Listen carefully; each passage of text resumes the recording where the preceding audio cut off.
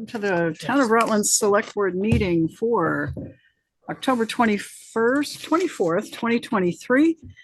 It's 6 o'clock. We're going to start the proceedings. So please rise and join me for the pledge. Pledge allegiance to the United States of America, to the republic for which it stands, one nation, under God, indivisible, with liberty and justice for all. Okay, thank you. We have a full select board tonight. Select board members Kurt Hathaway, Joe DiNardo, Mary Ashcroft, Matt Getty, and Sharon Russell. So just to scope out what we're going to do, I'm guessing a few of you are here about E911 and address changes. Could you raise your hands if you are?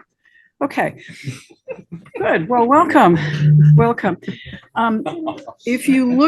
If you have the agenda and you look down the bottom, we're going to take this up at 6:30 because we have the person from the state calling in on E911 to give us some guidance. So you're going to have to sit through half an hour of stuff first. So just forewarn. If you want to go out and move around and visit out in the hallway, feel free to do so. But we've got to start on the other stuff.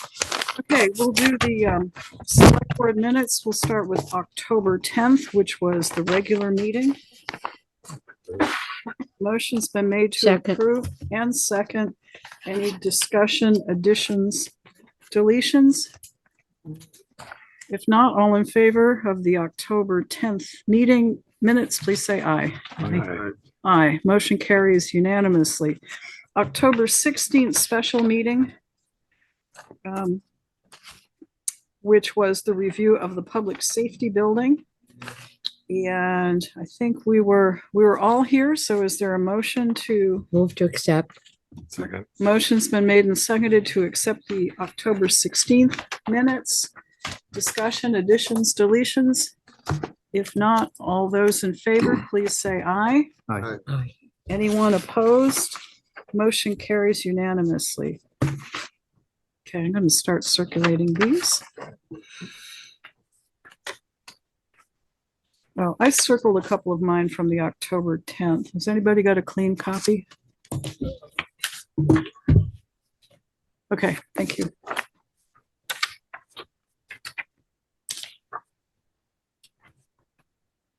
Okay, next on the agenda, board member announcements. Do we have any? Kurt, all set? Joe, Sharon, Matt, announcements? Already. Okay, well, I have. Okay, thank you very much.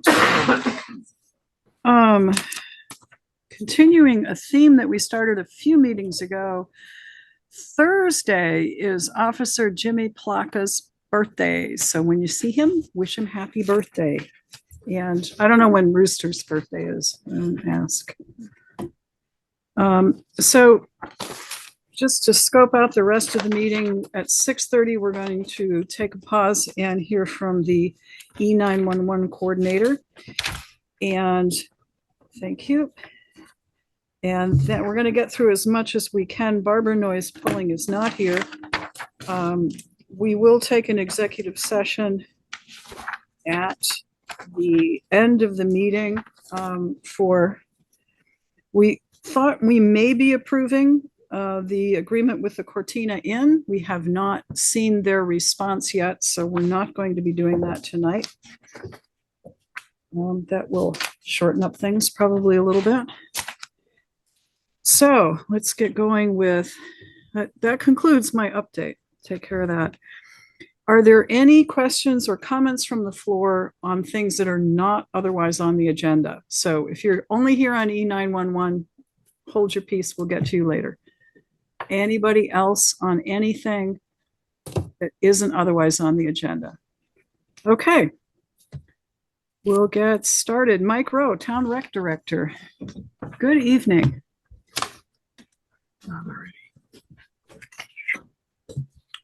Oh, okay. How are you? Hi, good. Are you still wearing shorts? Huh? Are you wearing shorts? All the time. Okay. Got my hat. Okay.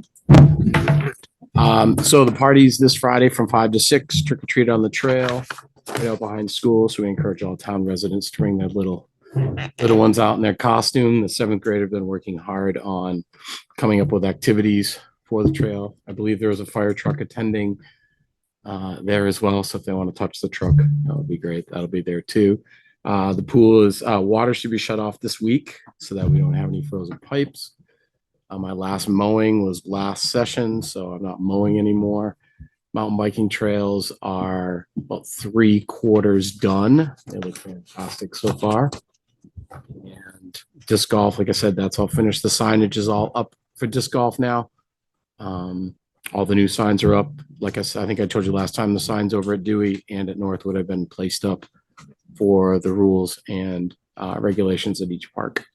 Other than that, soccer was kind of a success. Weather played a lot of, I think we canceled twice because of weather. And then basketball signups are ongoing. You can go online now. Ooh, 20th century. You can go online, sign up, and you can actually pay online as well.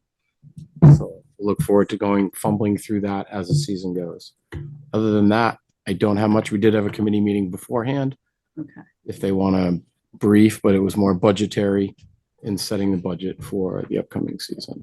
I To you don't, folks. I don't know if you want to wait on the budget when we do the budgets, or you, Probably better to take them all at once. that's what I thought. Most committee, and the biggie is, we do need to talk a little bit tonight about what we're going to do for salary increases, because that would be the number that's Well, out of, I Yeah, mean, you my- might have picked a number for planning purposes, but we've got to talk about the board as to what we do across the board. So, okay. So is there anything else that the rec committee did other than the budget? Not that that's not enough. We'll have minutes for you next time, including a policy proposal, but we don't need to get into it tonight. Okay. Okay.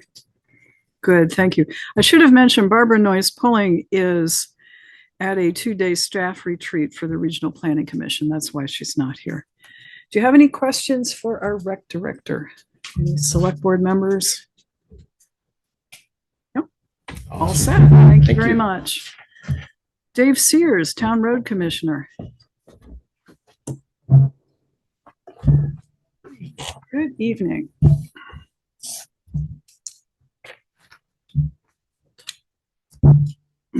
Last couple weeks, we took care of the culvert ditches that we did on Post Road and Sugarwood Hill. We got those all paved up.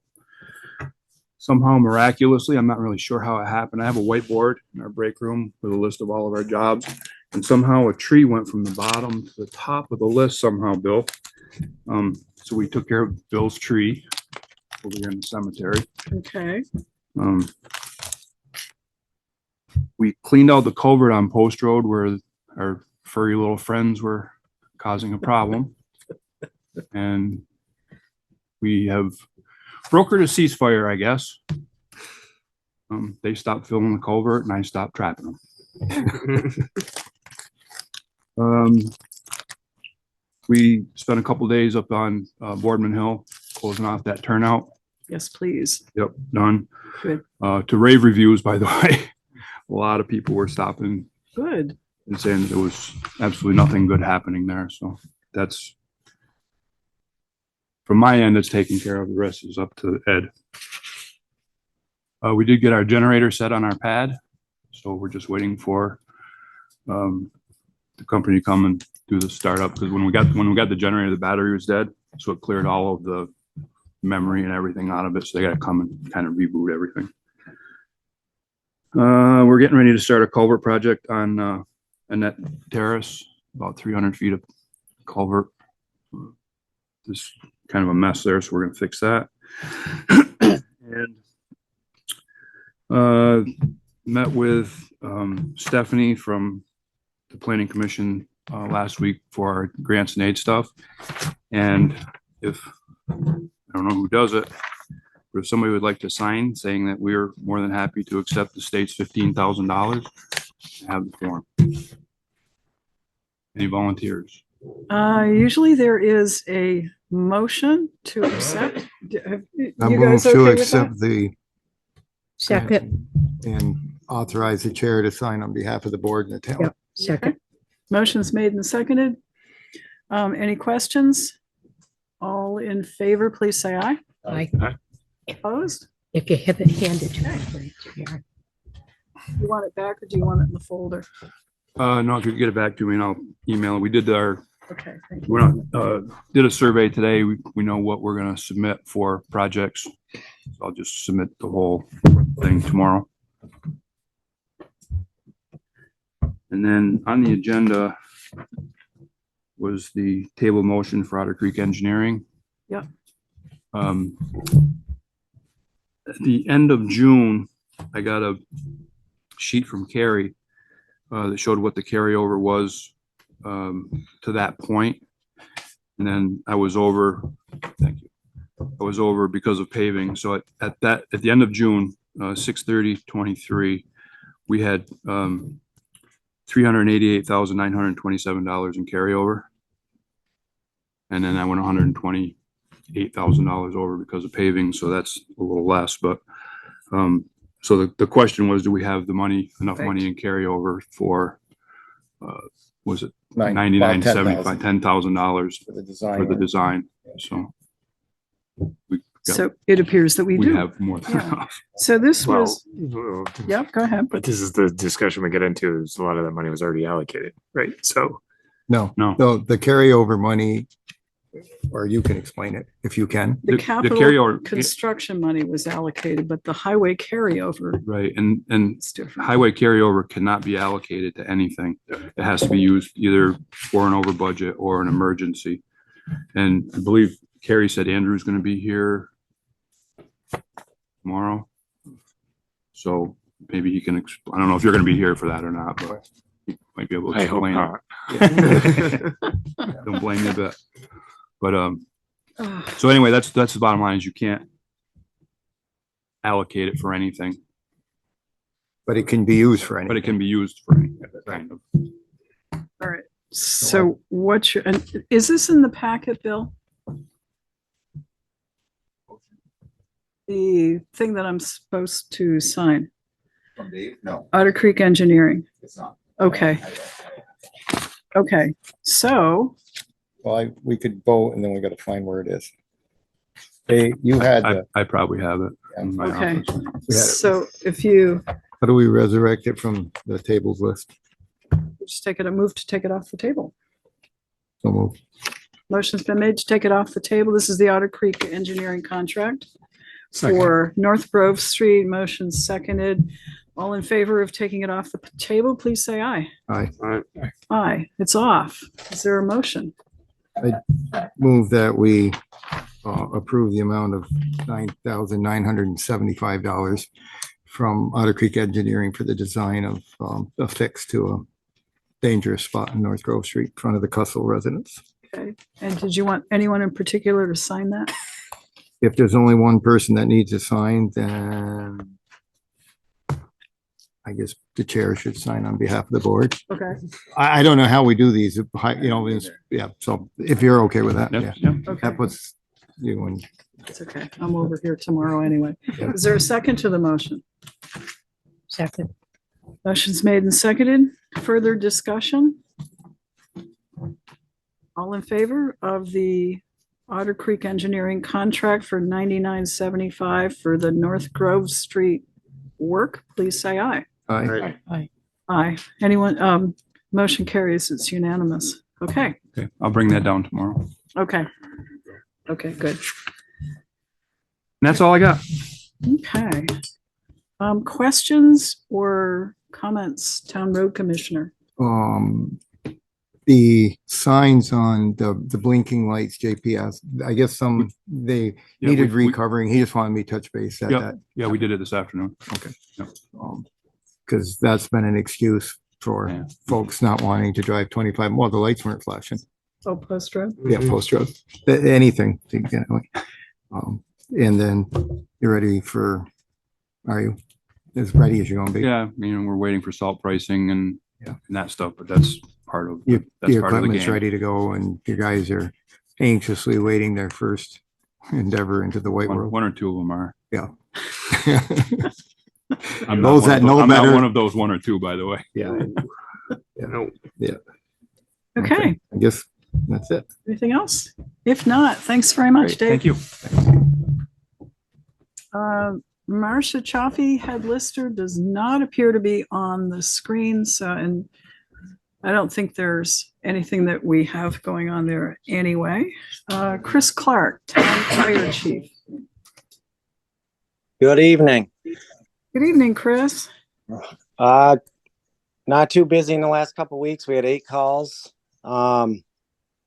We did go to the Wonder Feet truck or treat on Sunday. That was a big hit. A lot of kids there. This Friday, like Mike said, we'll be up at the school with all those kids doing the trick or treat in the trails. And I believe on your desk, I have left 3 new applications for members to be approved. Yes, you have. So let me just read off the names. Yeah, that's good. Okay. So the 3 folks are Sonia Johnston. It looks like Rutland City, Wesley Sargent, Roberts Avenue. Oh, same address. Okay. Also Rutland City, and Nicholas Snide, Business Route 4. So those are folks who have been vetted and recommended for membership in the Rutland Town Fire Department. And you've done all of the necessary checking, right? We have, yep. And are we close to our quota, town versus outside? Are we okay? With the 2 city ones in front of you, we'll be at our max limit. Okay. Good. Okay. And so is there a motion? Okay. Yep, go ahead. Well, I'll make a motion to accept the 3 applications. Second. Motion's made and seconded. Second. Discussion. Chris, all 3 senior members, or do you have a junior in there somewhere? No, they're all seniors. They don't have any experience yet, but they're all over 18. Okay. That'll soon happen. Okay. Perfect. Any further questions, comments? If not, all in favor of approving Sophia Johnston, Wesley Sargent, and Nicholas Snide as Rutland Town Fire Department members, please say aye. Aye. Aye. Motion carries. I think, do we sign these? I think We have all- been, Yeah, yeah, let's just all sign them. I think that's been the norm. Okay. It's the only department in the town where the board signs and approves. There you go. Everybody else hires them. I did see the fire truck at Wonder Feet. I was actually coming down at the intersection. We had a perfect location. We were right on Route West Street. It was really good. So thanks to the volunteers who were there, Chris. Appreciate it. I will pass the word along. Thank you. Good. Anything else for our town fire chief? How's your response and the guys getting used to going to Post Road and looking for fire trucks? It's a little slower, but we're making do. Okay. The alarm company busy. Anything else for Chris? Okay, if not, thank you very much. Thanks, Chris. Thanks. Carrie Clark, town clerk and treasurer.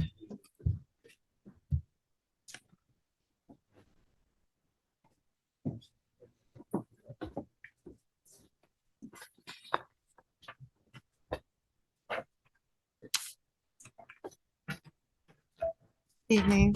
Good evening. Short one tonight. So you heard that Andrew is coming. AM Peisch audit tomorrow and Thursday. Oh, to do the audit. He doesn't want to meet with us yet. Not yet. He is a little bit late this year, and that's okay. I gave him a couple of questions to think about. So when he comes tomorrow, he'll look further into it. In particular, the Cortina money, and then the single audit. If we expend over 750,000, which we will, of federal funds, that's going to trigger a single audit. And according to his initial email, that could cost as much as a regular audit, and we did not budget for that. Okay, so I know we split the year. We split the lost revenue ARPA funds when we took it in. Did we take in any in 2023? No, but this is if we pay out 750,000, then we trigger a single audit, and we will be paying out over that within a single year. Have we paid out that much yet? Not yet. And it is in federal funds. Right. So Okay, So is it any federal funds? I'm thinking it certainly for this project, it's the ARPA. Okay. However, if we were to finagle it a little bit, we could stop using the ARPA at certain points and tap Shift into the over. capital improvements or whatever we go and get for the extra money. okay. And do they go by, does the feds go by a calendar year, their fiscal year, or our fiscal year? Good question, and that's what he's going to clear up. I think Okay. it's a fiscal Because they're year. all different. There are. No, I know. Yeah, because the federal year is October 1st to September 30th. Ours is July 1 to June 30th, and of course, calendar year is July to December, so. There are two more grants in this pile that total more than 750, Right. but they're again, But expenditure when that's Right, gonna happen. But it has to be in a single year, right? Yeah. Whichever year Right. it is, right? Yeah. Right, so if you Yeah. spend half in one year and half in another year and don't spend it all, you theoretically can get around some of We this. have, exactly, we have to find out exactly what the year is that we're talking about, and then we can try to work around it. But we really do want to try to avoid it, since an audit every year does Yeah, cost us. I would significant put amount in of a money. plug for, because we called the ARPA funds lost revenue and paid it into ourselves, that we're now clear, but that may not be Andrew's interpretation. Yeah, no, I can send you his email. And it's federal monies regardless if it's a grant or just like the ARPA money wasn't a grant, that's just a handout. Yeah, it's in any federal funds. Any federal funds, okay. Okay, so, well, thank you for tracking that with him. Yeah, So this is the downside of being successful grant. It is. Right, That's- it is, no, you're right. Yeah. You're right. So, They would have waived that for ARPA, but. I'm So it's sorry, just- what? You would think that they would have waived that for ARPA, because that's gonna just require everybody to do it twice. Yeah, Bill, didn't you just send me some documentation on a grant, and it includes ARPA money? Yes. Yeah. So I can get more information, but I think this is just something we have to keep on top Yep. of as we go. And when would you anticipate this audit? I can ask. I don't know. Okay. Well, I'm just wondering, if they didn't If do it's it, next, it's in the next, we can budget for it, right? but if it's in this one, then we're in trouble. Not really, but we are. We'll dig up that.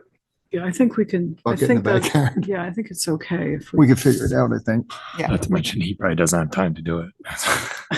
So God knows when he actually get to it. Yeah, he's already out straight. Yeah. Moving on from that, COTS came yesterday and today, and within 6 hours, they're done. Wow. Pretty amazing. They scanned about 28,000 pages in about 6 hours.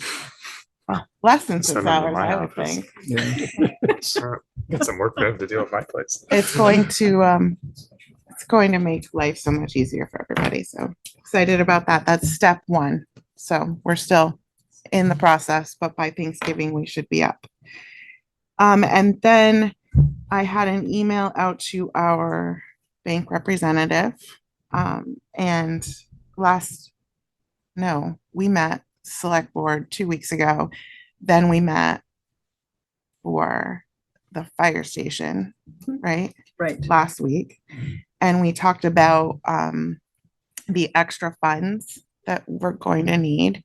And I took that information and I emailed our bank representative to see. So our verdict was we're either going to bond or we're going to ask the banks for bids on loans for this project for the extra money. We're not sure which way we want to go yet. We're going to try to compare what we get out of it. But I need to find out how to do the bid process for loans to banks. So that's why I reached out to our, It's a request for yeah. proposals, so it isn't quite as formal as a bid process. And Kevin's going to write it up for you. Right. And that's what I was trying to get at. So he gave me John Weston gave me about 5 names to reach out to these different banks.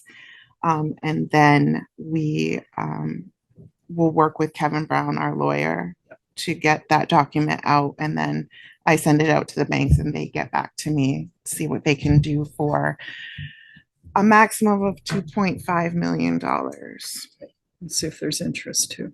And so hopefully we'll get will give that. you the numbers. Well, they give That we us need. as a group and then we Yes. can decide what's the way, because a convent, and the term that a conventional bank will give us, that's important. So like if it's a 5-year or 10-year or 15-year term, that'll make a difference. Like if you can get a conventional bank to do it for 10 years or 20 years or whatever, we might be fairly, and we can compare the cost, overall Do cost. you have now, because this is being drafted, do you have, so 10, 20, 30 years? Or do you It's wanna whatever, do- see, they're gonna tell, I think the banks are gonna tell us.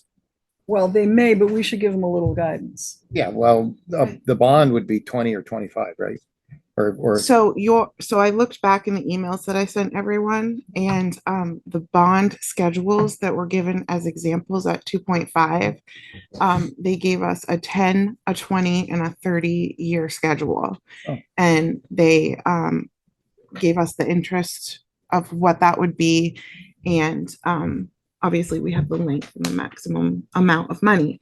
So I think in order to compare apples to apples, we need to ask the banks, please give us a schedule of same thing, Same 10, thing. 20, Yeah, that works 30, good. If available. if available. right, Okay. perfect, that's good. That should do it. And then we can compare and decide what's gonna be the least expensive. Yep. Or the- And hopefully those requests the responses come back in quick because we need to Yeah. get this done. Yep, we do.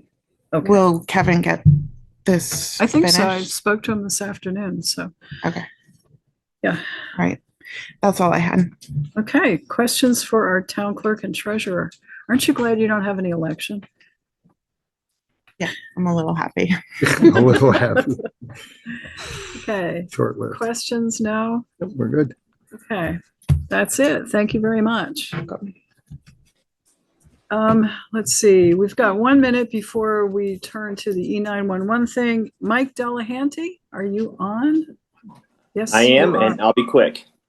Okay, Perfect. Well, good evening, everybody. Like I said, real quick, a couple animal control calls over the last couple weeks, both with positive outcomes, so that was good. Obviously, plenty of time spent down in the south end of town, which will continue obviously this week. And the last thing I wanted to bring up was more of just a reminder to town residents about locking your vehicles. Anybody who's either got a social media platform or sees the news, there's just been a major uptick in vehicle break-ins throughout the county. Largely, a large amount of them been in the city, but that obviously does not make the town off limits to this. So if everybody could just do their part in protecting their own property, that'd be great. So please lock it up, whether it's noon or midnight. If it's in the driveway, you should have your vehicle locked. okay. And that's it. Thank And you, that's it. Mike. Any questions for our first constable? Nope, we're all set. Thank you, appreciate it. All right, take care. Okay, we are at 6:30, so I think he was up there. Oh, there's Tyler. We have with us tonight as a guest speaker, Tyler Herman from the State of Vermont E911 service. So he is going to be giving us some guidance, and in your packet should be pretty much the same thing that the residents of Gleason Road and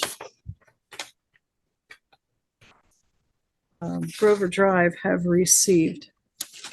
So, Tyler, the floor is yours. Sure. Hi. Can you guys hear me? Yes, thank you. Well, thanks for inviting me, guys. I'm sure a handful of you, and I anticipate many questions, understandably so. So happy to join and discuss. Just want to start off. Does any of the board members have any questions prior to kind of opening up the floor for questions? Well, let me start with the handouts that we have. And I'm assuming you generated them or you worked with Bill to generate them, but there's one that shows Grover Drive, there's one that shows Gleason Road, and then there's a chart that shows yellow and green and purple and orange and red. Sure. So why don't you kind of start with the chart and explain what that does and how we should apply it to the maps Sure. that we have in front of us. Yeah. So Bill had requested an audit on Grover Drive. It's a somewhat newer development, as you know. It's been on our radar for some time. And so we've had this audit. It's kind of a generic template color code scheme that I've personally used for many audits, various towns. Real quick, just the generics of this is, the way that addressing is ideally to work is your address reflects how many miles you are down that road. And so that's what this was auditing of the respective driveways on that house. So generally speaking, green would be a perfectly measured house. Yellow is a slightly off, not particularly concerning of any point. And a orange is starting to push more of a significant error. And in this case, we had some light red ones where some houses were mismeasured for sure. And that's just this is just sort of a generalized template that I personally use to sort of help the town understand the nature of the addressing on that road. In this case, I've only done this for Grover. I have not done this for the Gleason, I think was the other road. Okay. So we'll start with questions from the board. I guess the one question I have for Tyler is that I think they designate the driveway as the numbered point.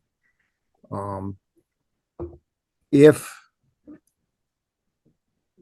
the sequence is in order and a driveway or number is within the frontage of a property, would that still suffice to be okay? And keep us in the proper compliance with the 911 system. Now, I have about 50 years of doing this as a firefighter, so I kind of know how this all works.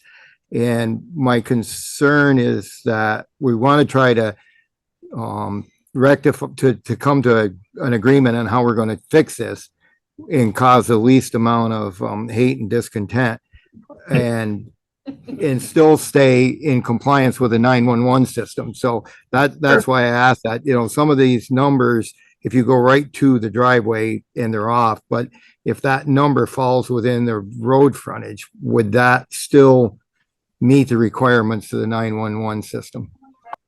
So the road frontage, that would depend. And let me back up by stating there are, regardless of whatever town you are, there are 3 mandated rules that apply to all towns, and we're sort of retroactively going around fixing these as we're discovering them.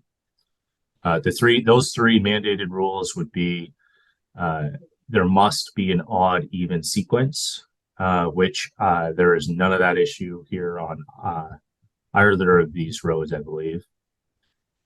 Most towns have evens on the right as you travel down that road.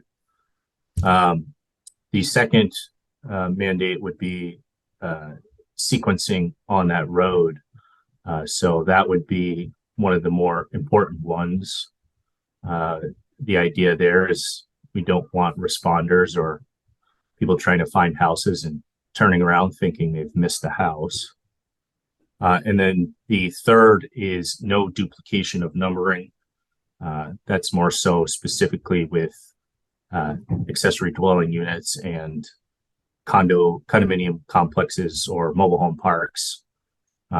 Every building that is unique requires an address shall be given its own unique number. So there's no 12 and a halves, no 12As, 12Bs.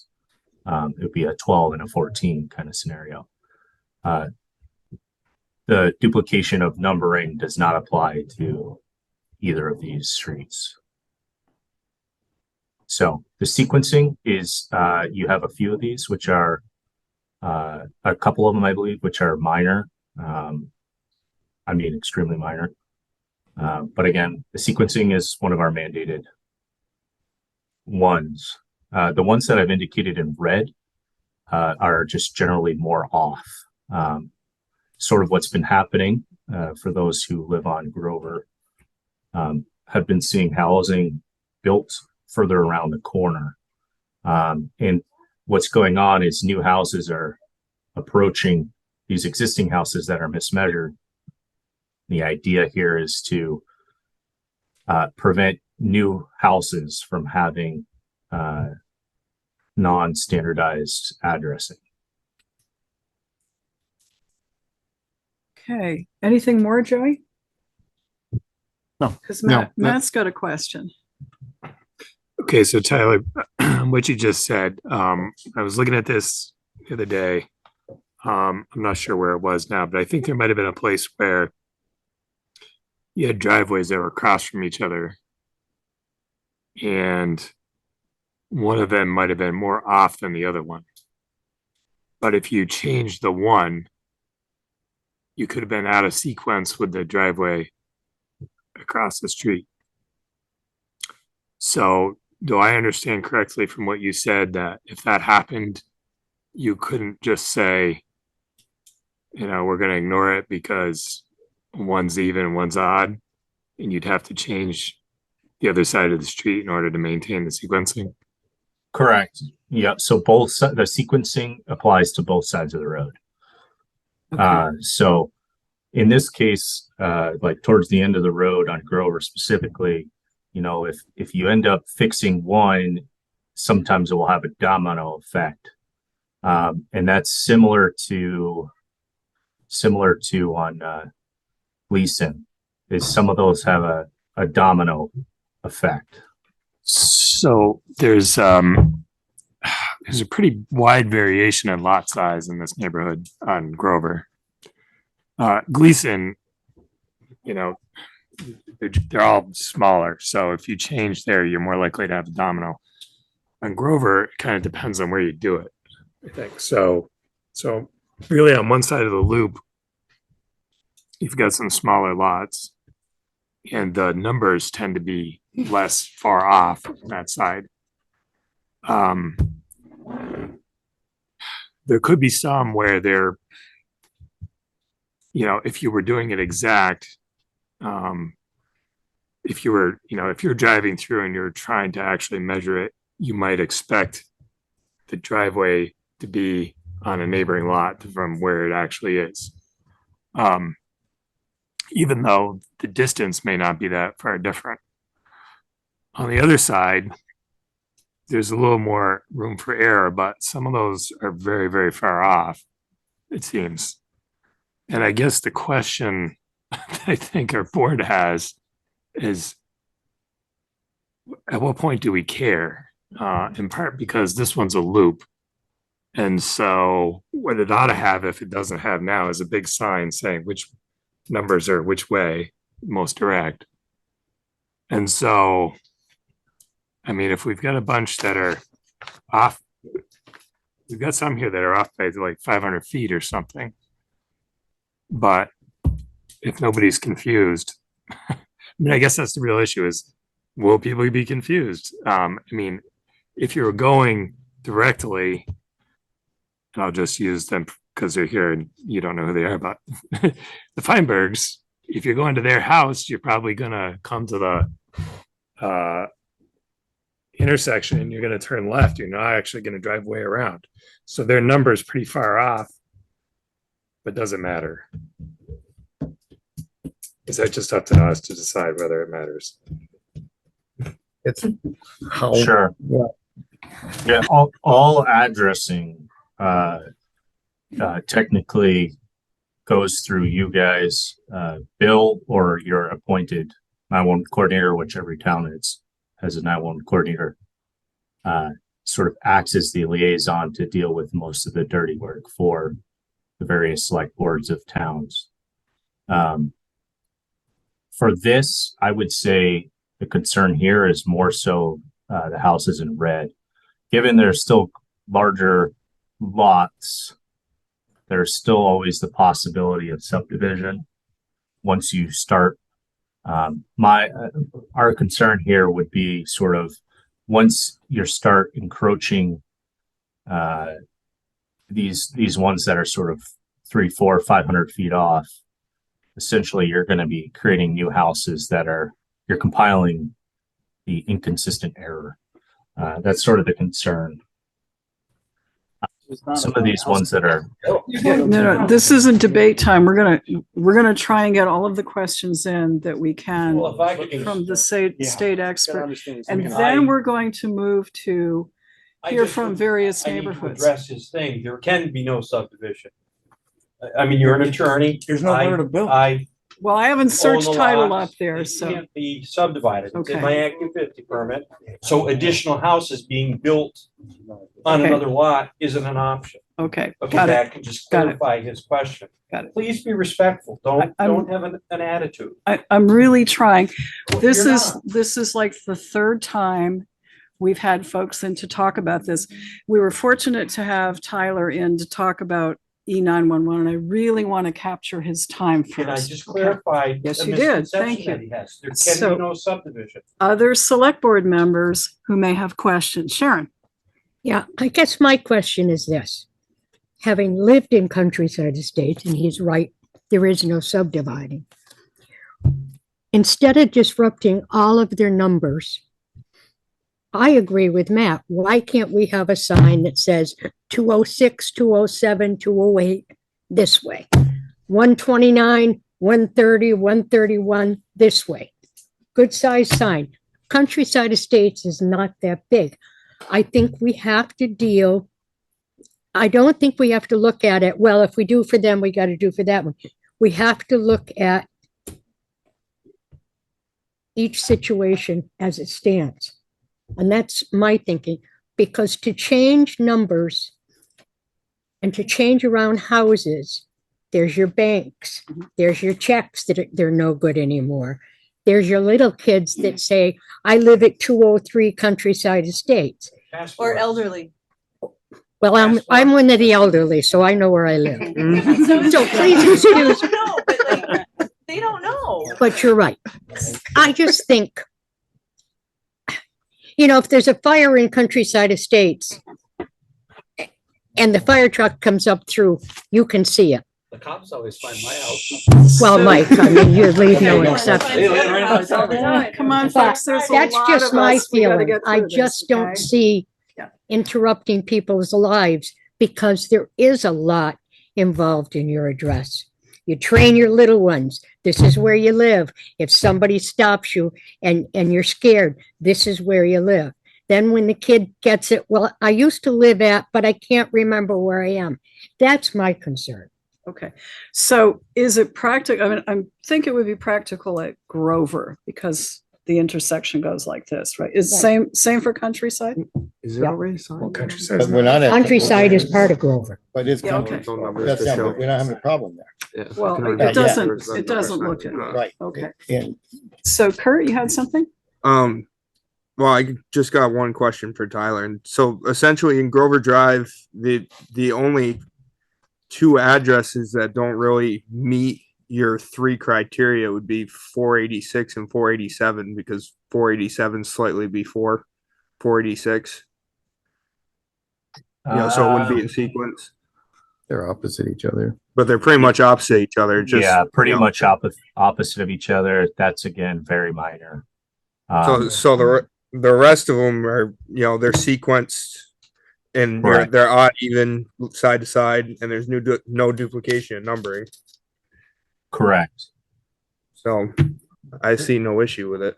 they're just not measured to the right space. Yeah. Okay. And if there's an issue with a house that gets built on another lot and the two addresses start to interfere, then maybe at that time an address might have to be changed. Well, you can go, if it's like 207A and 207B. They don't do that. Yeah. You can't have duplicate numbers. You can't A Can't and do B. that. Okay. Can't do A and But B. it might just come down to, if one house gets added, one address might have to You have to change change, yeah. depending. But then we're not disrupting an entire neighborhood. Right. Exactly. So the Yeah. situation would be basically if any sort of division or structure gets built between 642 Yeah. and 731.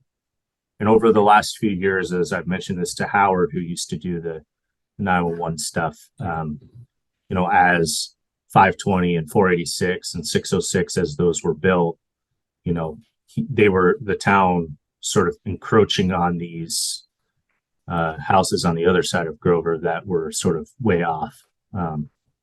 So if we, for example, it looks like there's a fence there now, but if there was a structure after 642, sort of the numbering there, you couldn't give a correct number without changing 731, which would then have a domino effect on the rest of the road.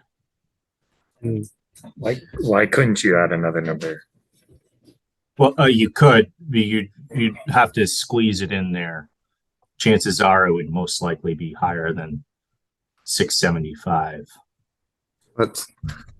So that's essentially an issue that can be taken up if something ever happens, if something's ever built there, if it ever is built there. I agree. Why wouldn't it be like 644 or something? Tyler? No, excuse me, please. We're gonna just try and do a little bit of order here. We're gonna take the select board questions first, and we might hit your question. So Well, Matt, please go What ahead. he's talking about isn't Grover. You don't, Drive. sir, you Sorry. don't be disrespectful. Let Mary run the Trying. meeting, please. And Okay. be quiet and wait your turn. This is how we work. If this doesn't meet your satisfaction, then I don't know what I'm going to tell you, because I'm tired of you keep interrupting her and you're stepping over her, and I'm not going to allow it to happen. Go ahead, I Matt. think JR's point is if something else gets built out there, that's gonna have to be a place. I do believe, because Right. that's But- already but- subdivided with a separate road. Everybody gets their turn and we'll keep some order. So Matt had something. Yep, Matt's What do you turn. got? So back to 642. Yep. So I see there's a large lot there, but if another house got added after that, why wouldn't it be a number that's close to 642 and less than 731? So if it shared a driveway with 642, its address would be defined already as 644 or 640, depending on where it is. If they had a driveway frontage somewhere in the vicinity of 731 is where you would have issues. If it was Right so now, if the you got it. driveway were over on the other side of the lot next to 846, then you'd have Correct. If it's shared with 642, you'd have no issues. It would be either 640 or 644. The 200 feet or so of frontage in front of 731, 755 is sort of where you would if it were to occur, you would run into this domino effect. It think depends. that's These are pretty much- theoreticals at the moment. Okay. Any others? Matt? I don't know. I think that maybe answers that. I mean, if so, to JR's point, it may not be possible to add another building, but if it ever did happen, we could address it change at it the then. You time. could change that. Piecemeal, perhaps. Yeah. So then the other part of this would be to go over to Gleason Road, where there is a couple that are out of sequence with 638, 634, and 665 across the street. So I foresee that as those three addresses need to be changed. Whether that starts a domino effect, I don't believe it will. It's just those ones right together. But I think in order to come into the three, the three standards that they're trying to come with, which makes sense that you have even odds on either side of the road, sequencing and duplication and numbering. So those three addresses would have to be fixed on Gleason Road. So Correct, Tyler? 639, Gleason Road's, yeah. it's coming Yeah, down. there- It wasn't. There's a handful of sequencing ones for sure. I don't know off the top of my head if it would start sort of a domino effect or not, but there's definitely a handful. Okay. And for the most part, it's generally speaking, it's the odd side that's more concerning than the even side. It's almost as if as the addresses were created 25 years ago, they were sort of shifted to the neighboring parcel accidentally somehow or something like that. Okay, so if there are no more select board questions, what I'd like to do is kind of take it by neighborhood. Are there folks here from the Gleason Road area who'd like to speak about this? Okay, would you come up and so we make sure you're captured on the tape? Thank you. And Yeah, let us, I live on 533 Gleason Road. and your name. Clinton Pratt. Hi. So my question about this whole thing is, if you go to change these addresses and you punch in a GPS, that GPS will not find that new address. Until it's changed in the system. It'll Once be a it's- long time. Well, Packages are gonna get crossed. It's gonna be nothing but a mess. Are you gonna be responsible for the mess? Me personally, probably. Rutland Town? You will take care of it at the polling place, I'm Yeah. sure. Yeah. So you're gonna create the problem, but you're not gonna fix the problem. That's why we're having this meeting, and that's why we have Tyler on from the state EY 911, so we understand how far out of sync some of these are and how many we should just I've let been go. living there 30 years. I've never seen a problem. My wife's lived there all her life. We've never had a problem. Okay. So I don't, just doesn't make any sense. Okay, thank you. Gleason Road, anybody else? I have a Do you couple have any questions. Okay, yes, go ahead. Is it my turn? Am I speaking over someone? Hello. Well, you're Gleason Road, as I remember from last time. so- Yes. Sorry, I'm not there. I'm in Boston for paramedic school, but I didn't want to miss this. I have a couple questions. I think I need to ask them all now, though some are for Tyler and some are for the board. I don't have the papers that you guys have. I see it looks like some people in the audience have them. So just out of curiosity, I know Tyler had mentioned that he did the Grover Drive audit, but he didn't do the Gleason Road audit. So I was wondering how the Gleason Road audit came about or who did that. Okay. So the audit was Yeah. done, audit that's being referred to as the color coded, very extensive audit. I did do both of these audits. The Gleason Road one was just more of a, this is what it should be. And I didn't state sort of any of those recommendations or whatnot have you. Whereas I did for Grover. Okay, thank you. Like I said, I don't have it, so I didn't see it and I wasn't sure. Okay. My second question is that do we have any factual instances of these discrepancies causing problems? I know safety was kind of a big concern when this was brought up. Has there been any instances of people saying my address has been off and I've had a medical emergency and I haven't been found? I don't know if that's information that anyone would even have, but this obviously came up for a reason at this time. And so we're just wondering if there's any like, factual problems that have been come up, or is this just kind of a proactive thing? Okay, fair enough. We have our police chief here, and I think he spoke last time, but why don't you tell us if this has created any problems? I didn't bring this up. I don't have any issues.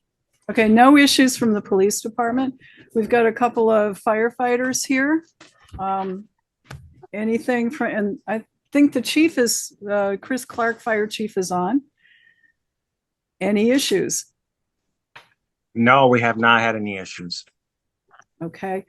Don't think we have any here from the ambulance service other than you, Tanner, I think. I think so. Yeah. And then my last question is just a food for thought question, but when I moved into my house, I was 4 years old. Don't remember the whole history, but my mom told me that we actually went through an address change in 2002 or whenever we bought the house. And that would have been after this E911 ordinance was put in place. So I don't really know what our address was before then, but my question is, if this is a problem that we need to adapt, is this something that can wait until title deeds change hands? Again, not looking at maps, I don't know the horrible discrepancies, but if 552 needs to become 560 and it's not a pressing problem, is that something that we should just be waiting until deeds change hands, buyers come and get the house, and then it's kind of forced as an update then? So that would just be like my last little food for that question. Don't really know if it has an answer or not, but I wanted to put it out there. Okay. I can speak to that for you guys on the board. As a general rule of thumb, when there are addresses that are known to be off or slightly more off, and it's not in issue with those three main rules, generally speaking, towns will often opt to wait until the property changes hands. Towns will sometimes flag that in a lister card or some other method. And that's usually a really good practice. You do have to be careful as you do that, though, that you sometimes don't create a domino effect again. Some of these that are very minor off, again, are not really a concern. 552 versus 560 isn't particularly a large concern of ours. I'm having trouble connecting to the internet. It looks Okay. Thank you. I appreciate that. Hey, thanks for that suggestion too. Yeah. Okay, now we have Countryside folks here. No? It's Grover. Just all Grover. Yeah. All right, so, Well, Grover is countryside. okay, well, Yeah, but it's not, it's a different sort of numbering kind of. circuit. I just wanted Sharon. to see if we could distinguish. So you're all here. You want to all probably want to say your bit. So why don't we just take front row first and come on up, tell us your name and what your address is currently. So please join us. Lindsay Savage, 356 Grover Drive. My concern is I have two young children, same kind of thing. They've known their address since we've lived there since they were little, and I've already voiced their concerns about having to learn a new address and kind of go from there, along with changing all of the checks and bills Yeah. and passports and all that stuff too. It's just incredibly stressful. Okay. Thank you. Any questions of any board members for you? Okay, next. Might want to take it for us? Yep, typical man, dump it on the wife. Marianne Goulet, and Butch, 216 Grover Drive. You're proposing us to change to 244. And we've been there 20 years and we're one of the first builds up there. And actually the select board chair built our house. So I feel pretty confident that he Not knew what he me, was doing. previous one. Previous select board. So I'm just curious on why this came about. Did the 911 board request this of Rutland Town? Bill, you'd know the progress a little better than we do. No. So when Howard retired, the board moved the address coordinator role to as part of the meeting with Tyler, we got started. We sent around the address issues to me for all the address issues he had known of in town. And this was obviously one of them. And they make the recommendation and say, here are the issues we know of, here are the fixes, and we have an ordinance that directs us to make to make the proper changes, to make the proper address. But the 911 board did not request this from the No, they road. don't make the request. No, Bill did. So if there was anything I would add, I have this copy of the E911 Guidelines. addressing standards. And in section 5, it says the board has the ability to grandfather in certain addressing schemes that may not be 5.28 per number, provided they meet the 3 criterion that Tyler referenced. Odds on one side, evens on the other, sequential, and no duplicates. So we meet that. And the other thing I would add is, you know what, when they said that we had to change it, if it was an appreciable change, I would have said, you know what, hey, we're going from 216 to 700. It's necessary. But to go from 216 to 244, when 216 is still on the frontage of my property, is a level of disruption that exceeds the level of disruption it's going to cause. It's not sensible. I hope that the board sees that and grandfathers this current addressing scheme that we have in place. Can I ask you a question? Just a sec. I want to find out what he was referring to, because I want to see if I can find it. Yes, I'm on okay. page 8, section 5. I don't think that's our ordinance. Okay. That's the This is the state This is guidelines. the Vermont E911 board addressing scheme. Actually, Gotcha. maybe I could just. That's fine. Yeah, I don't want to deprive you of it, No, though. it's if you see the bulleted items about halfway down, it's the paragraph below that. Okay, thank you. Sharon, sorry to disrupt. I just, questions for all of you from Countryside or Grover Drive, whatever you want to call it. Are all the houses, has everybody got their address on the front of their house? Yes. Okay. And mailbox. And- And mailbox. Oh, and their mailboxes. Okay, that answers my question. That would be the only problem I would have if people aren't following that. But that's not the Okay, that total was issue. helpful. Thank you. Thank you. That's not the total issue. The total issue is we have an ordinance that tells us how to do this and how it should be done. We've been given information that and I understand the fact that some of these are not off by very much. But at what point does this select board ignore the ordinance that was adopted and say, we're just gonna let it go? We can change the this is ordinance, Joey. And you folks have to understand how this puts us between a rock and a hard place. Because we have to try to keep some sense of equality. We have to try to do the same thing for everybody. And okay, my numbers are, and I understand your point. That part doesn't bother me. Yours doesn't bother me. The ones that are maybe 100 off or 100 or 90 off, those could be a problem.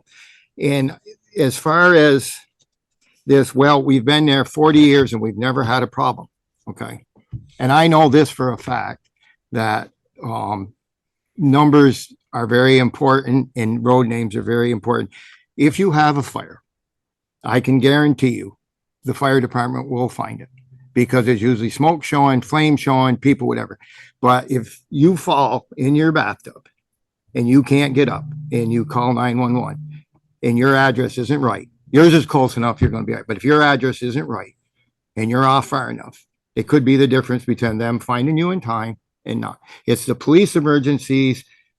Those, maybe if there's a shooting and there's a whole bunch going on, Ed's going to find you. But the emergencies where there is no visible sign of what's going on, and it's usually a medical emergency, and it could very well be a child or an elderly person.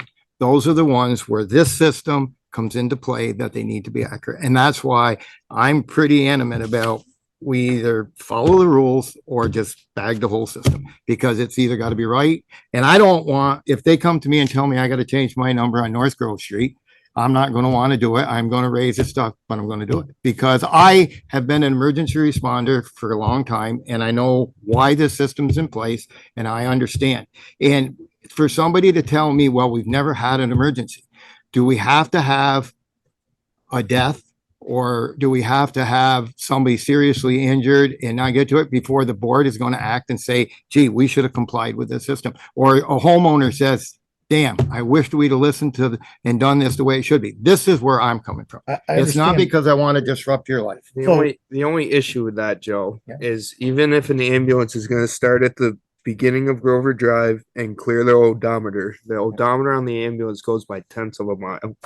So as long as all the numbers are sequential and then their odds and evens are on the right side and there's no duplications of numbers and they have their number out front, a house is going to be found. Should be. It should be in a perfect world. Because a tenth of a mile is. It ain't perfect. But it ain't perfect. Can I But ask, you know what, can I ask one question? Wait. Okay, we change our address. They can't punch in a GPS. They can't find your house. That happens. So who's responsible? Because even It'll 100. take a long time for them to find that address. Even 100 feet's not going to show up on the odometer of an ambulance. No, it shouldn't. You know? Yeah. Okay, we've got someone with a hand raised. Dean Well, Mooney. If- Oh, if- sorry, you guys, you got to finish. Sure. Up There were here, two okay. follow-ups to what you said. Earlier, you asked the question, would it matter if the original number fell within the frontage of the property? I think it's a good question. And I think that the reason you asked it is because I'm trying to create less hate and discontent. yes, I agree with you. That's all I'm trying to do. I agree with you. And I think that it's a sensible question to ask. Right. The other thing that you said that I do disagree with is that it's not all or nothing. The board has within its authority the power to grandfather this addressing scheme. But that is, so when the town adopts an ordinance, this ordinance will supersede that. Yeah. And the town, so the town can't ask for less than what the state asked for or the system, but the town can ask for more. But they can grandfather the scheme. Or If we it's can not, provide variance language. That's but, another. but if thing it's, the all town- right, that if was it's the not language in that I here, we shared can't do with it. you That I thought. I was- haven't read all of this, but Yeah, I'm not sure if we gave ourselves, or actually I wasn't on the board, I was yeah, it wasn't good. just some firefighter. So, with it. okay. So I don't know if we gave Well, ourselves that problem. It doesn't look like we have either variance capability or grandfathering in the ordinance. So Yeah. we might want to take a look at that. And These are the state unless it standards. refers to, unless somewhere in this ordinance, it refers All right, to that stuff. Thank you. Yep, appreciate it. Good. So Dean Mooney, you had your hand up, and then we'll go to the second row. No, Okay, my question's been answered. Thank you. Well, how about that? Thank you. And Tyler wants to say Tyler, you have another Yes, hi. comment. So just to provide some additional clarification to you guys, so that the grandfathering only is in reference to the original implementation of the 911 addressing. So that was 25 years ago in 1998, and what a town was saying they're going to do for a municipal addressing system. So roughly 80% of Vermont uses that 1/1000 system. Essentially, a lot of the city centers like downtown Rutland are a grandfathered scheme. So the grandfathering refers to pre-existing prior to the 911 implementation. So just wanted to clarify that. Okay. And I guess a follow-up question on that, technology changes and it's changed since this scheme went into effect, what, 25 years ago? What's on the horizon? Are we going to have different technology to find places? So we have to scrap this and go to some other system? There's currently nothing on our radar to change any of that. Vermont's actually one of the few states that that implemented a 1,000th mile system, and so granted it's so small and it creates larger addresses, the likelihood of renumbering is significantly less than say those towns and cities that used a 100 system or a 50-foot system or anything sort of larger, where you now have sort of construction in between 2 and 4 Main Street, and you have no idea what to number it. So long story short, the chances of this changing ever is slim to none. Okay, well, that's good to know. So second row, who would like to come up and talk to us? Okay.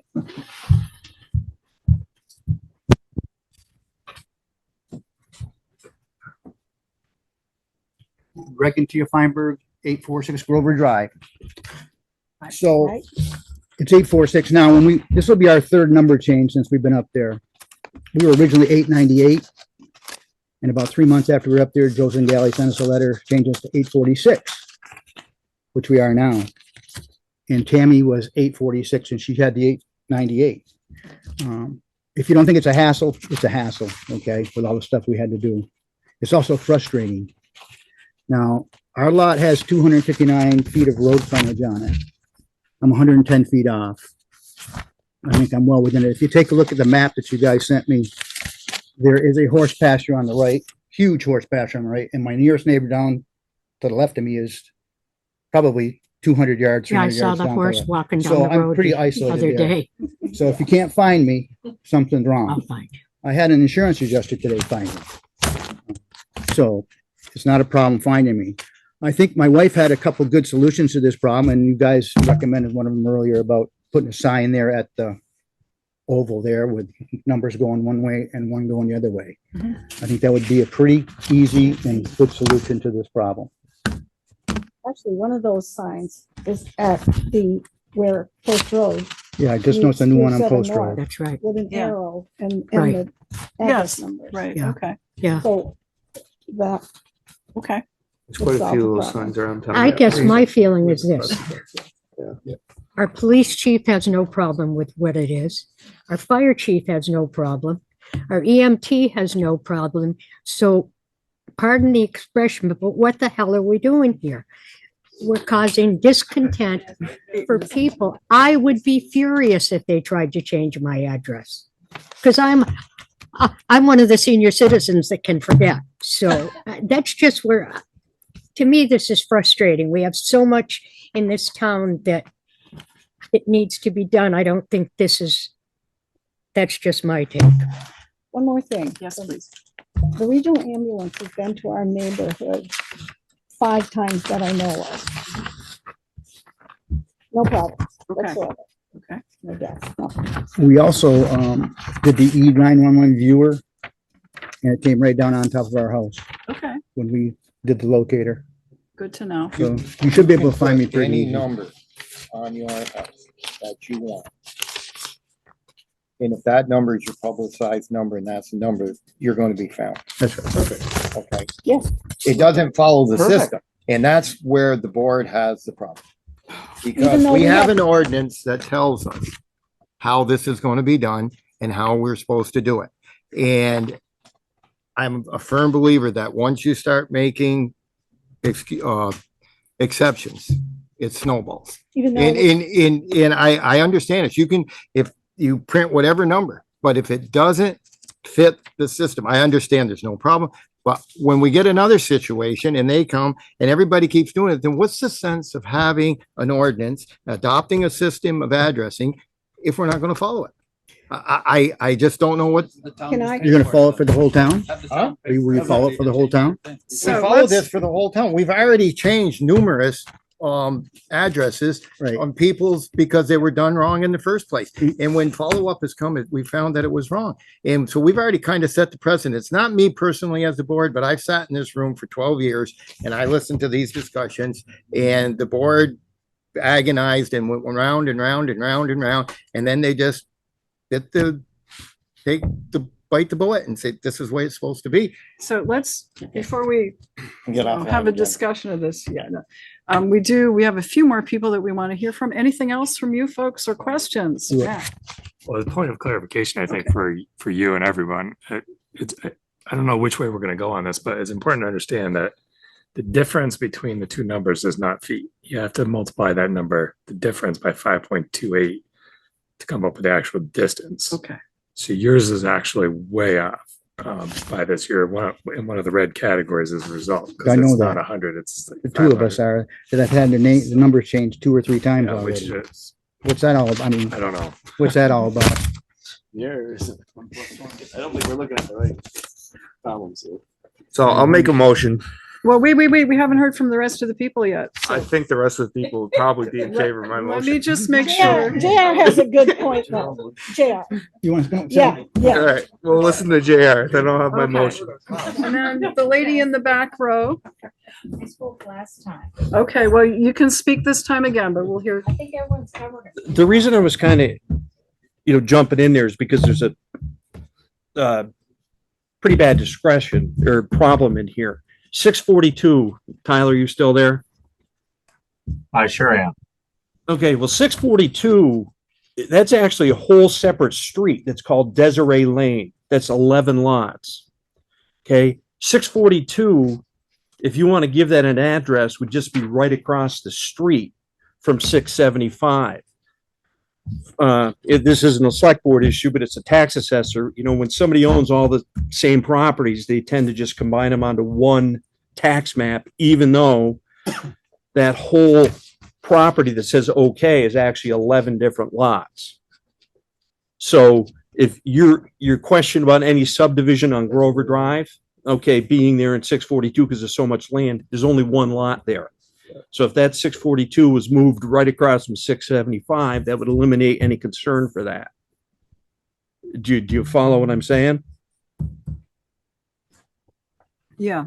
Except that it wouldn't be 642. If you're measuring it accurate, it's gonna be a different number. Well, it would be wherever 16, wherever the right, driveway right, is, right. but It's gonna but be in the if range. you follow what I'm saying, that I think was Desiree Court or something that Red Grover had done that They because did there's a that other cul-de-sac down subdivision there. out back there. So, yeah, that at some point there can be 11 houses there, but they all need to be, They'll numbered be, as they but they'll be go. off of Desiree, Yeah. and they will So- be at different numbers.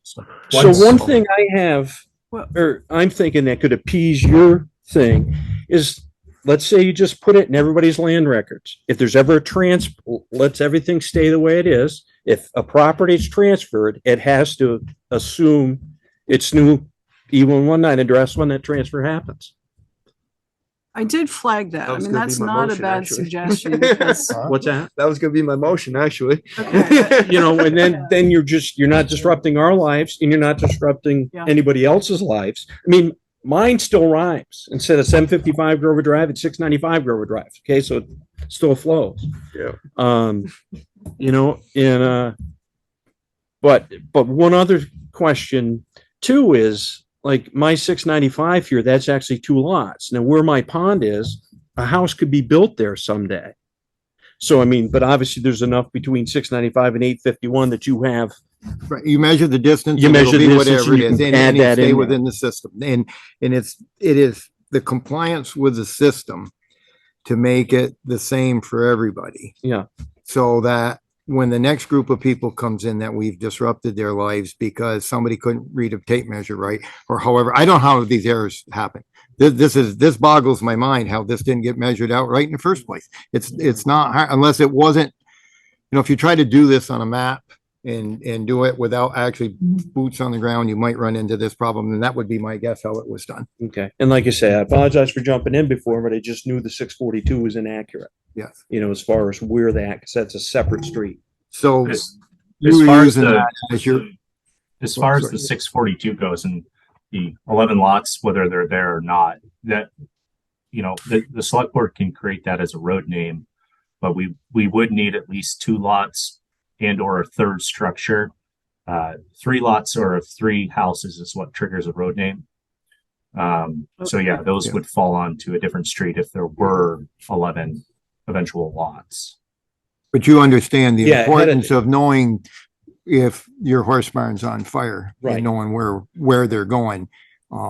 Because there was a car into a pole on East Pittsford Road the other day, Yeah. and they gave the address. And in my head, I'm doing the math, and I know right where I know where it is, because if it's done right, Yeah, it was right across from the Russell farm. Yeah. I knew by the That's number. That's correct. where you know where it was. is. So it's I knew correct. which pole it was by the address. Yeah, well, yeah. It's the one But- that but- sits right next to the road. My Right. my this great is granddaughter why saw it happen. I'm having done this for a long time. In my mind, that number comes up and you're making there's a good chance if one of the things, Grover Drive is a unique situation because it's a circle and the numbers start on the right and they make the loop around counterclockwise. The signs will help to direct the fire trucks, the ambulance to not make the whole damn loop. They can just take the left and go up there and it'll be numbered backwards. That's fine. It's how do we as a board stay in compliance and keep this consistency throughout the town and don't look like we're showing favoritism to any group or whatever. The ones on Gleason that are out of sequence are going to have to be changed. That's just going to have to be done and get them in a sequence. These are in sequence. They're just out of proper measurement, and 100 numbers is like to Matt's point, it's 580 feet. Might make a difference, might not make a difference. As long as the number is posted, yes, the guys will find it, but still, we're not going by the nature of what the system says, and that's what concerns me. I don't know how to do that. Well, if you structure it, I mean, if I'm in my house, I'm not gonna live 50 years. Obviously, my address never changes. But, I mean, you have a solution. Right, it's just. In a fair point to you, if you remember, an ambulance did try to respond, let's say 10 years ago, when Red Grover had the street roped off. Right. Okay, and it went up. And by where Red Grover's mother lived and was stuck there, had no idea where to go because he wasn't supposed to have it roped off, but it was. I also know there's a situation that's occurred with ambulance on McKinley Avenue. McKinley Avenue used to be McKinley Avenue and McKinley Lane. Somewhere along the line, we made it all one road. They were looking for a lady at, I don't know, it's like 1800 McKinley Avenue or 19, whatever it was. Well, it was across the road and at the top of the hill. They came around the corner and the house right on the sharp corner had the wrong number with a stone. It used to be Don Sinix's house and they had the wrong number and they came to that address looking for it and it was the wrong number and they thought they had gone by it and they went back and they spent a long time trying to find it. That's what happens when they're out of sequence. These aren't out of sequence, but we got to come up with some kind of a plan that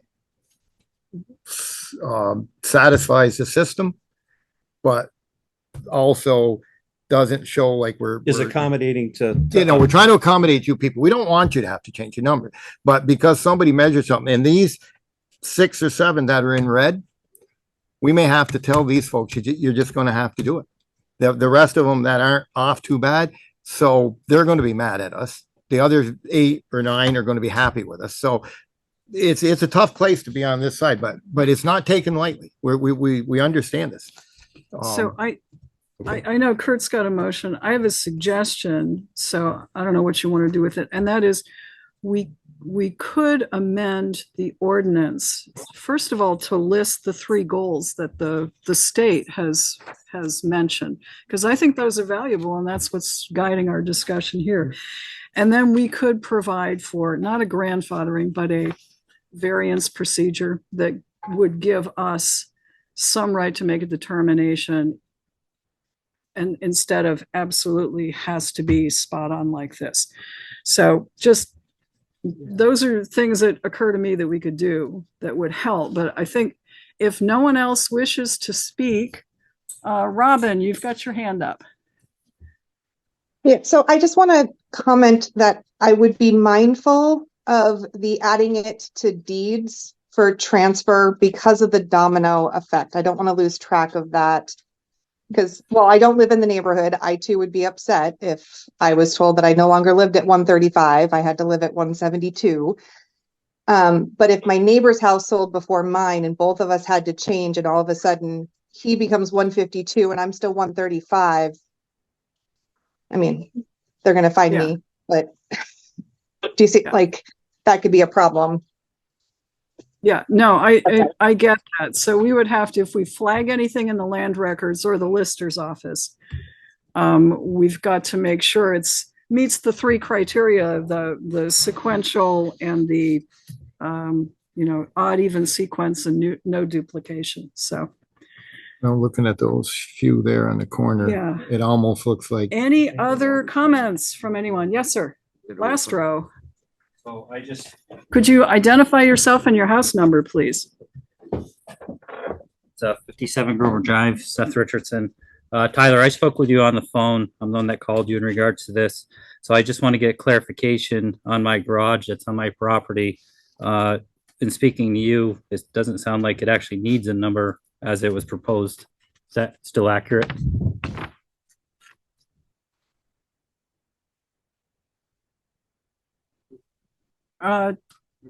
Tyler, you might be muted. From There talking go. to you, Seth, over the phone, yeah, that would sort of be the recommendation for your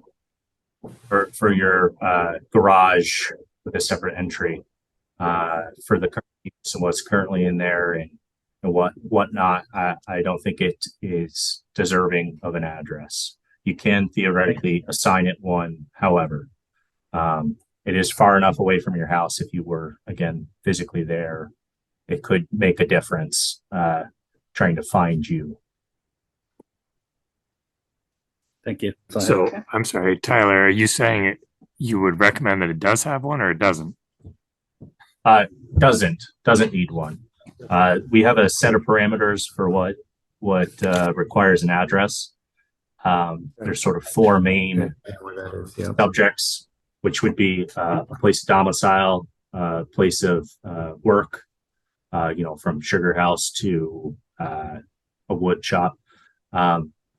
Any sort of utility that would require it. So things from consolidated equipment to windmills, etc. And the last is visitation, places of visitation, beaches, baseball fields, hiking trails, etc. And in there, one of those is phone line. In this case, he does not have any of those meet that criteria. Okay. Okay, I think we've heard from everyone who wishes to be heard from. Kurt, do you have a motion? So I'd move in the case of Grover Drive, that at this time we do not change any addresses, but we put the corrected addresses on file with the lister's office to be changed at the time of sale or land transaction. Second. Motion's been made and seconded not to make any changes on Grover Drive at this time, but to put the correct addresses on file at the lister's office. And then we send a letter of that sort to them to explain that. And this would be for change at time of transfer? Yeah, change the time of transfer and that there will be no change at this point. All right, motion's been made and seconded. Discussion. So my question would be for Tyler. If the board approves this motion, have we done anything that's out of consistency with how the 911 system works? Other than With our his basic- address. Yeah, with our basics, no. Again, really the concern here is more so those in the red that are just more inconsistent. But technically, no. Is it ideal? No. Could it be improved upon? Sure.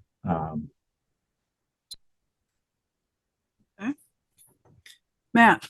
So before we adopt that motion, I think we would have to do two things. One, I would think we'd want to check with our listers who aren't here to see if they make sure they know how they would do this and see if they have any concerns.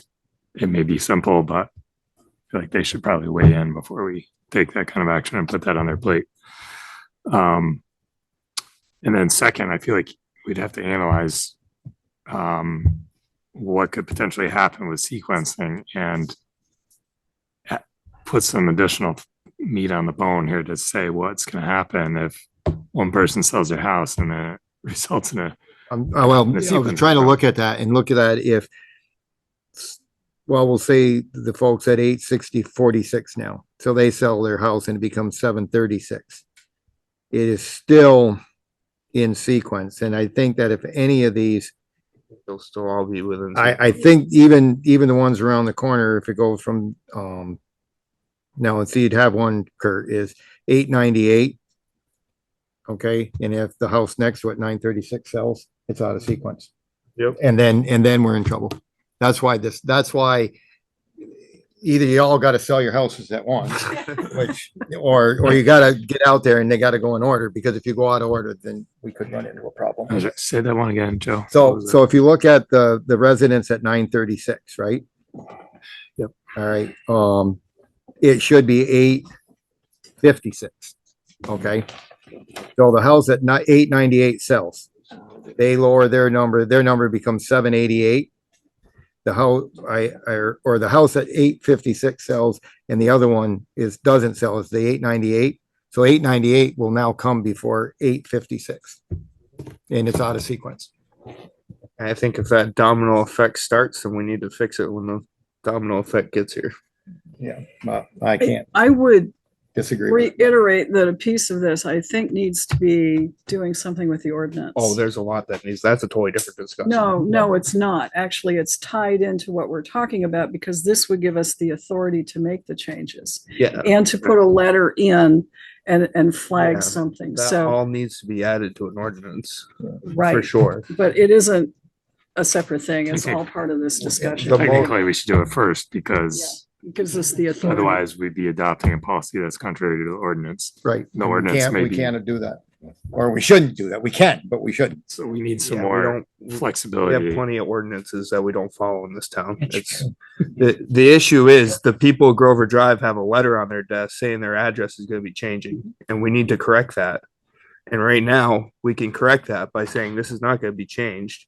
And we will put something on file in the lister's office to change that at time of sale. Right, because the listers we take could- direction from us. Gleason Road is gonna be a different conversation, because there are some that are out of the 3 criteria. We have to figure out which one those are. It's not gonna be all of them, but there are some that are not sequenced, It should be. and they should be. All right. And there's gonna have to be some. So there's a motion on the floor with respect to Grover. Yeah. Okay. And you have any further discussion on that? And, we can back this up with corrections to our ordinance when we sit down Yeah, to correct. I our think we ordinance. should correct the ordinance now and then go with your motion. I just have one question here, just to make sure that you guys also are paying attention to that as well, as just for your motion, just to ensure if it's the entire street or or any address, or just specifically the ones that are of more concern highlighted in the red. Just so you guys can clarify that it's either some, I all, think or it- both. Yeah, it would be Fair the whole question. street. Kurt's motion is addressed to the whole of Grover Drive. Ideally, in the ordinance, I would want some sort of verbiage to put this into place townwide. So if we have any address in the town of Rutland, That's what the ordinance would do. that would be updated at time of. Okay, so why don't you make that motion Well, wait, first? there's one thing you could do. Because We could preserve Kurt motion by tabling it. And then we could work on the language for the ordinance that will bring things in. That's one thing. Okay, Matt? To Kurt's point, I mean, it's gonna take, we have so many other things to do that Yeah, it's gonna take us months. a while to get to that. And right now, we've told them, I think January 1, they're supposed to change. Yeah. So we we just- either need to reverse that, or we need to come up with a solution now. The motion's on the table to put this in the hands of the listers, and I guess to clarify, Kurt, is your motion then that to include that if any sequencing error is produced in the future, that then what comes back to us to revisit, or that'll be covered, that'll be covered in what we're gonna do in the ordinance for the future. So how so? We're gonna have to come up with a way that, yeah, if the domino effect does start, we're gonna have to fix the ones in order to make sure they're sequenced. But Right. that's gonna be in. A whole lot easier to just fix them. It's a No. lot. No. Yeah, I know it's, No, it's easy we- for you to no, say. You're the only one it's, against that it. is the You're- solution. you're It's to flicking fix around it. Robin For you here. to say that. It's the solution is. What to are you fix it. against this? It's only you. Okay. So where are we with, we have a motion that's on the floor. It's to not sequent or not changing 911 on Grover Drive and instead to flag the issue with the listers for future transfer of the properties up there. I don't think, I'd have to move to table that motion because we can't make that motion because we don't have that. It's not in our ordinance to allow us to do that. So why don't we change the ordinance? Well, that's gonna take It's us gonna months. take a bit. So So the- but and- there's and I there's a would- motion to table, but if there's no second, we move back to the main discussion. Reverse it. It's such a touchy thing that It's really not. I don't like to. Okay, motion to table fails. We're back to the main discussion. I like sticky motions. These are fun. Thank you, Kurt. Yeah. Gonna put some people in the hot seat tonight. So, I guess back to my other point, like, we don't have a lister here. This may be simple for them. What if we approve this and then they come back and say, well, we can't. So Matt, This is the you problem should have because of- tabled, you should have seconded my motion. We table it and we'll sit on it. Yeah, but And we can get it fixed and then we can just sit on them changing their addresses. It's not gonna be the end of the, everybody's saying it's not the end of the world. We can wait 50 years for them to sell the house where they can wait, we can wait 6 months to resolve the issue in a manner that will hold up. That's my opinion. I think I- Joe just moved to table again. Are you Did I- ready to hey, second it? Tyler, before, if I was correct, you said other towns do this with their lister's office, correct? And change addresses at time of sale. As far as the specifics, I'm not sure. I can certainly ask around and get back to you on that. But I do know other towns have flagged internal in some method. That method, I'm not entirely sure. Is that Other towns information do, that you can so. give us? Can you give us some suggested language or procedure for that? I could ask around and sure and get back to you guys. So I'll amend the motion to say we flag them internally. Whether we pass that to the lister's office or not will be determined. I think you have to flag it for title searches. So it's either got to be the lister's office or the town clerk's land records. And I still That's think really it where needs it's to be gotta part be. of the ordinance. It will be part of the I think ordinance. it should Right, be. But it's gonna take 3 months to get part of our ordinance. I don't know. We'll see. We can sit on the And it's address November. changes to do it properly. We just tell the folks, sit on your address, don't change anything. Let's see if we can get, this is a bigger issue than just Grover Drive. So is your suggestion table this and rescind the Yes. prior decision? Because the last meeting, we put a hold on the changing of the addresses in the January 1st deadline. I'm not sure if we did.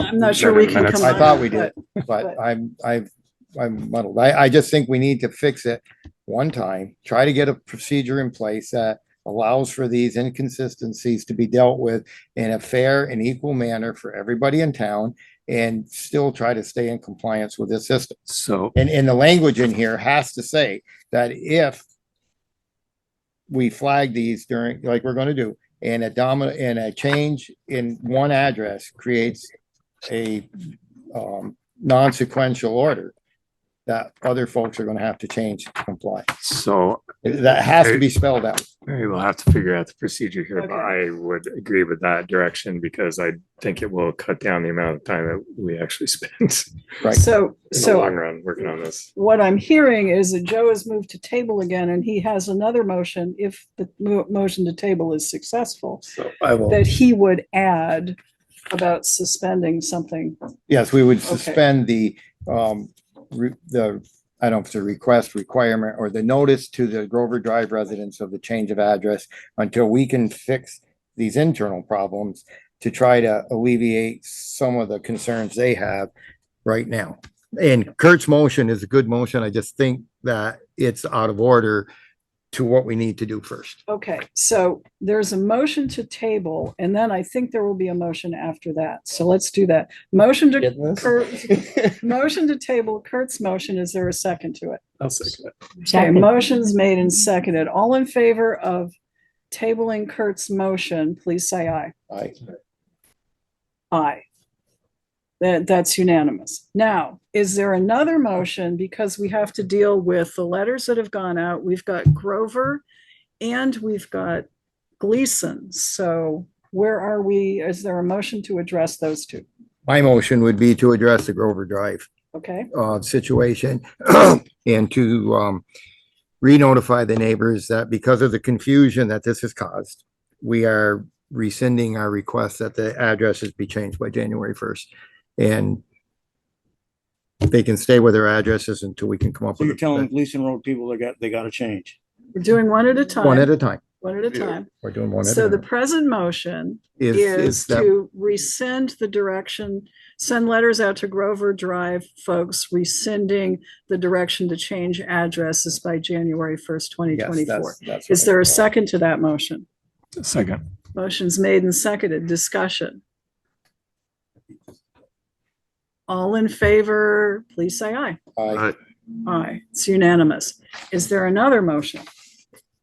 So the thing with Gleason Road is we need to do some more digging on which ones need to be changed and which ones don't.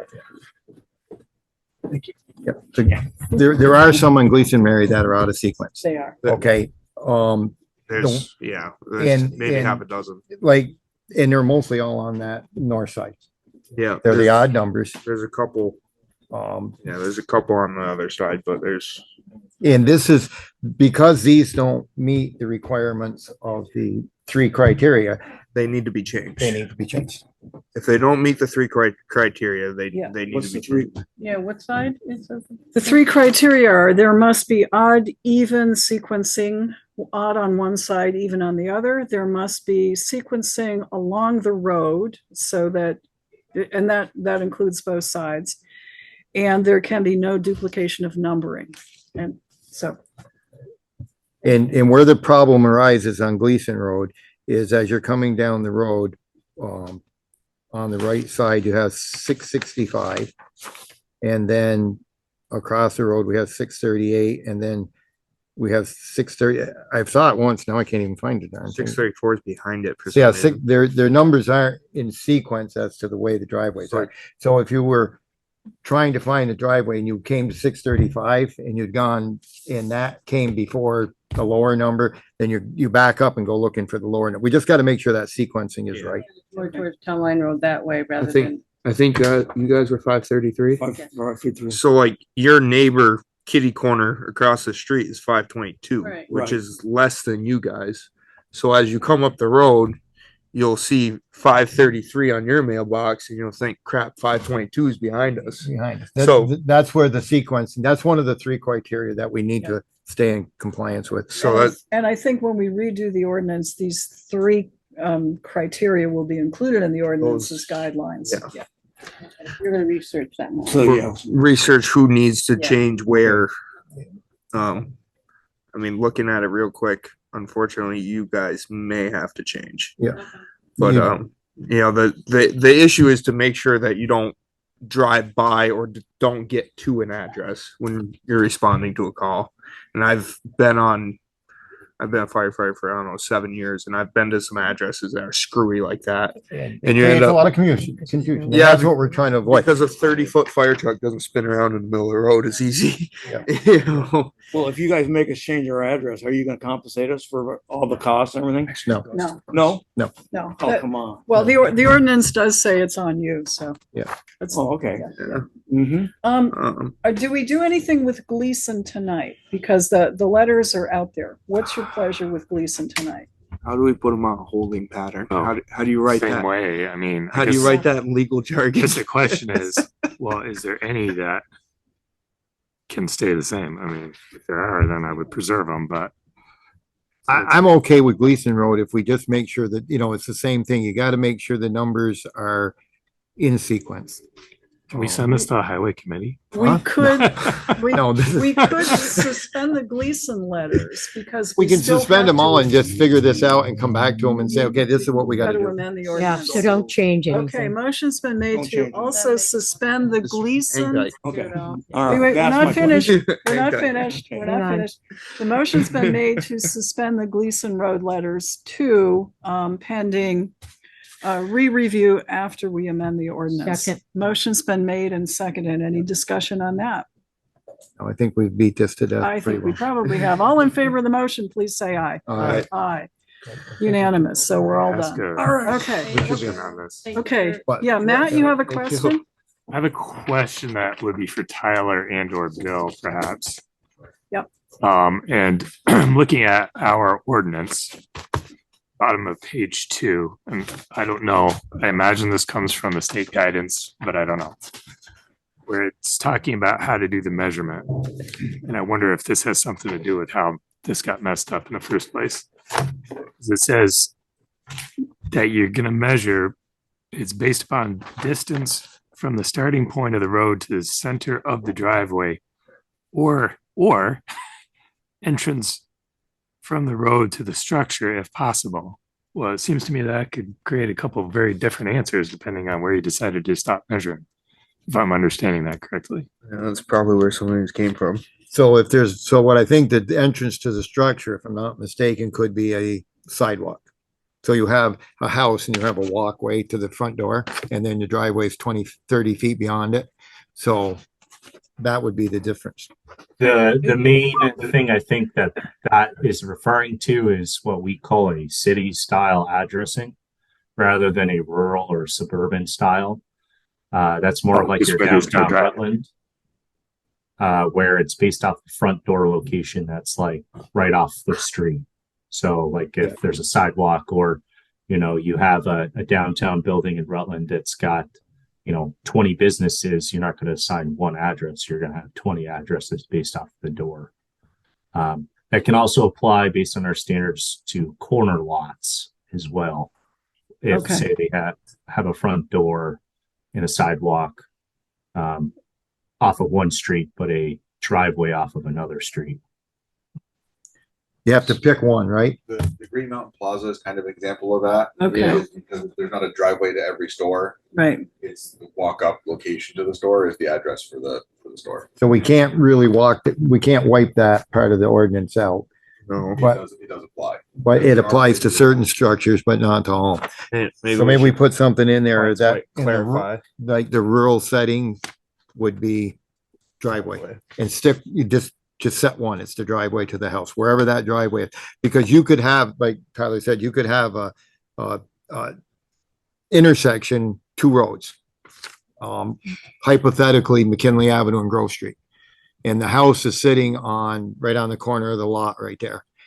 The house front of the house faces Grove Street, but the driveway to the garage is off of McKinley Avenue.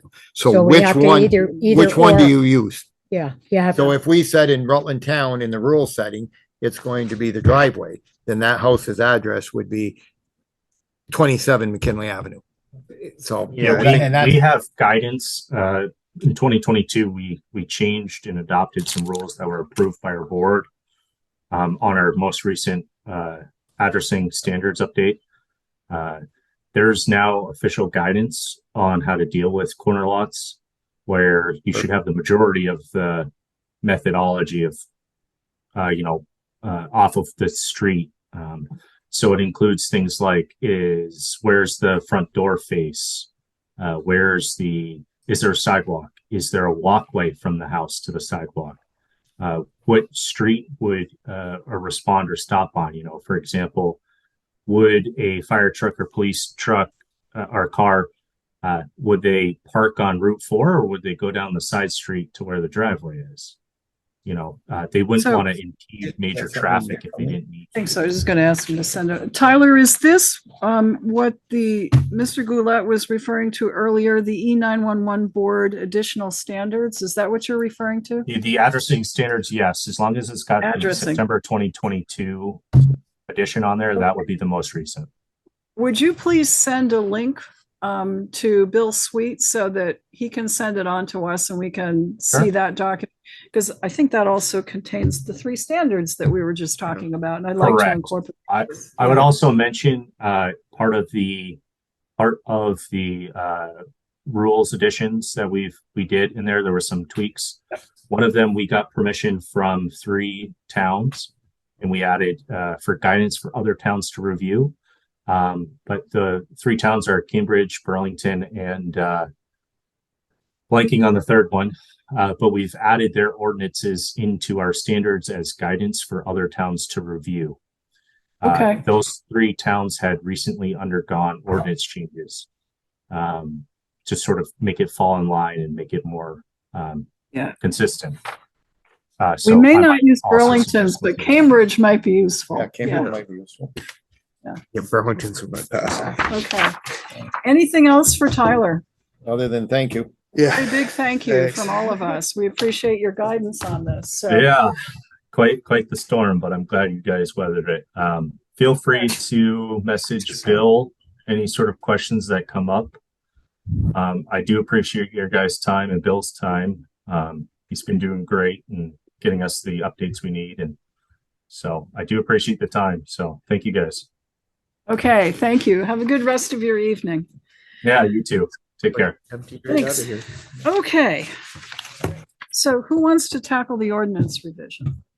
I think Joe nominated himself there several times. Did Joe? Septic system or no? Yeah. I was So, not looking I'm not at sure. highway, actually, I wasn't, so. Do you want to tackle it? You want to talk with me? And this is not terribly One of difficult. the ones that's been on the. It has been on the list For a long time. About 2 years, it's been on Yeah. the list to review. Well, let's just do this piece, which I don't think is terribly difficult. But Yeah, there is a process, but. there is a but process. Yes, we certainly can, and Okay. I will. After it gets letters written, I'll look up Yes. Cambridge and see what they See have what to- Cambridge they have to did. offer And us. find out what that other town is. It might be useful. Yeah, I know where, I know what he's talking about. I know where it Okay. is. One of the questions I should have asked Mary Ann, is this happened in the town you manage? How would you handle this? Put her right on the hot seat. I didn't think to ask. I didn't want to, but you know, if this comes up in another town, what are you That's gonna do? You know, you can't turn a blind eye to it and try to No. be consistent. No, But and you know, anyway. that's one of the reasons we started on the path of reviewing all of our ordinances, because, Well, these are drafted at a time when yeah, 25 years ago, this is new, and you work with the best information you have at the time, That's which right. now we found that once it's tested, well, we missed some stuff. we did. Nothing's perfect the first time. Okay, so we left off with Chief, right? Ed Dumas, Town Police Chief. Thanks for hanging around, Ed. Yeah. I hope you enjoyed this conversation. You could be home with your wife and dogs, and cats, or whatever else you got instead of here.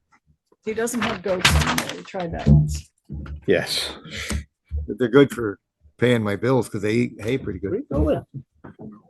So last 2 weeks, we had 74 calls for service, 24 cars stopped. We got a phone call today that we can pick the car up Oh. Thursday. Wow. Wow. And With all of its equipment, what's that? with all of its equipment. Yeah, except the radio. The radio, we'll get it here and have it. put it in. Okay. So should be all set to go. And then Is it we'll, all detailed and everything? I'll let you know. Okay. We'll see Thursday. We'll get they're gonna next day or the package or the paperwork up, so she'll get tomorrow and run through care. We have a month to pay it, they said.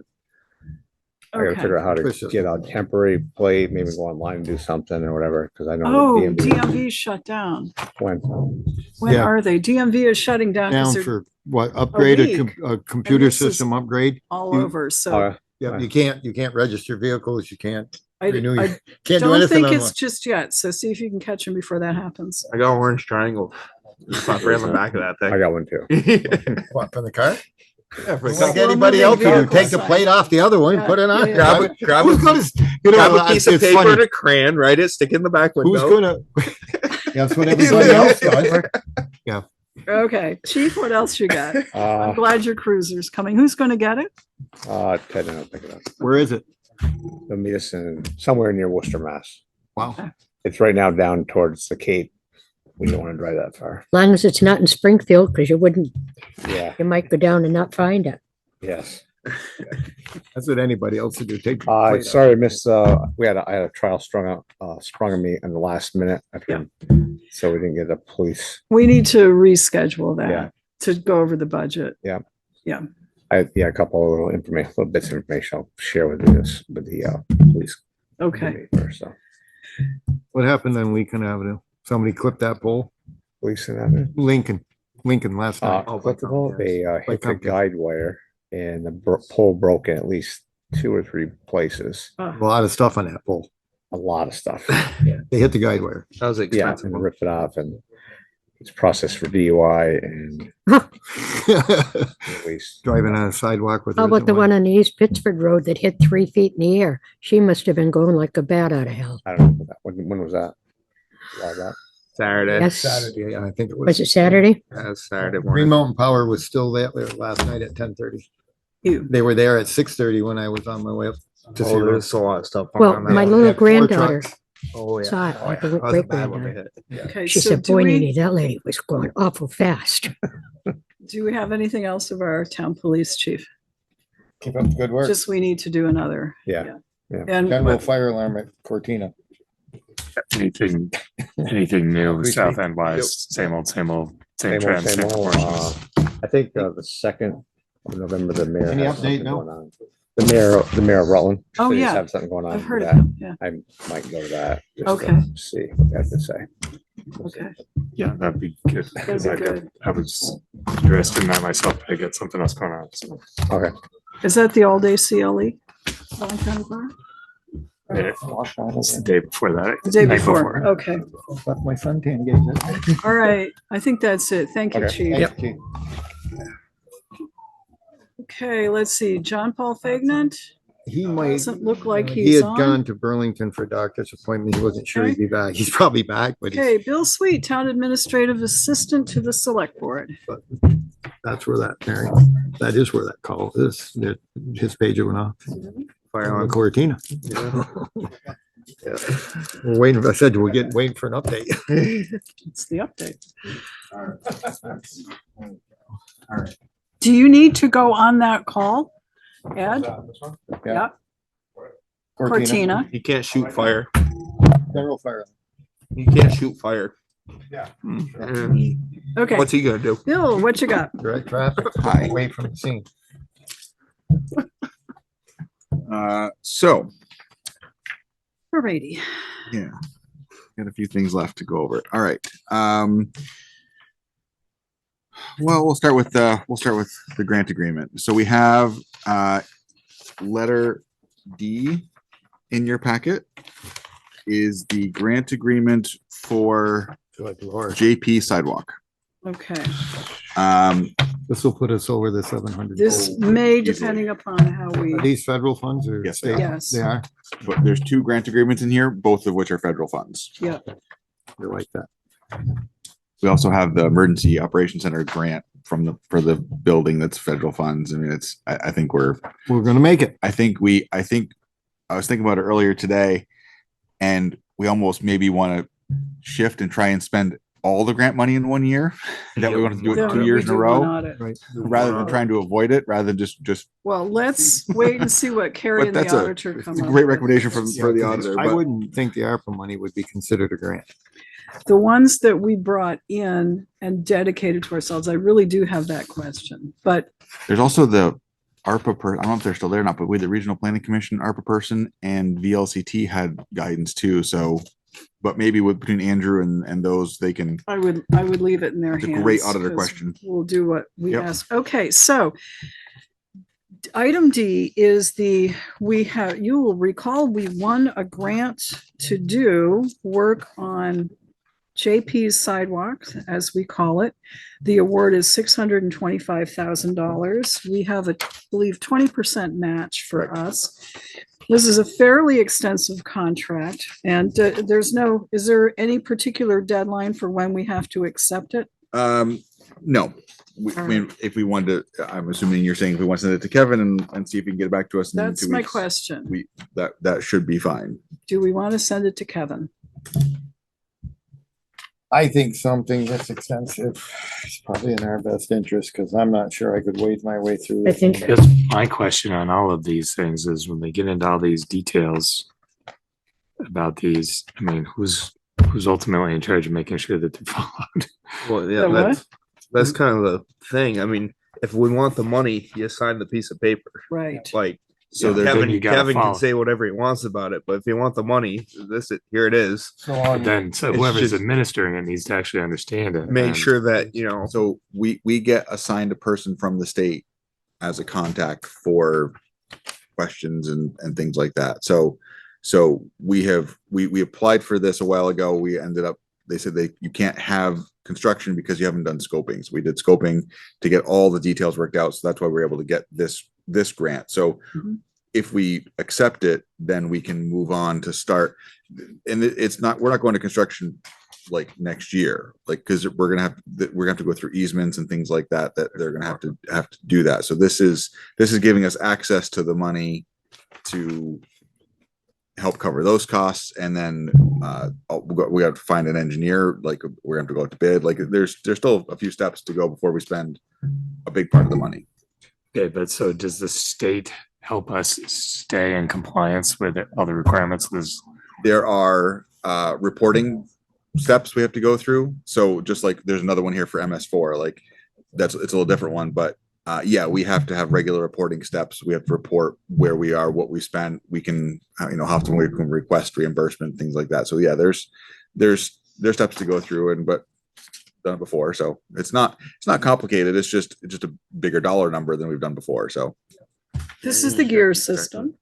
I am intimately Almost familiar guaranteed. with the GEARS system because it's the way state sends grant money into one of my programs at the VBA. So I'm kind of familiar with this, but these are all questions.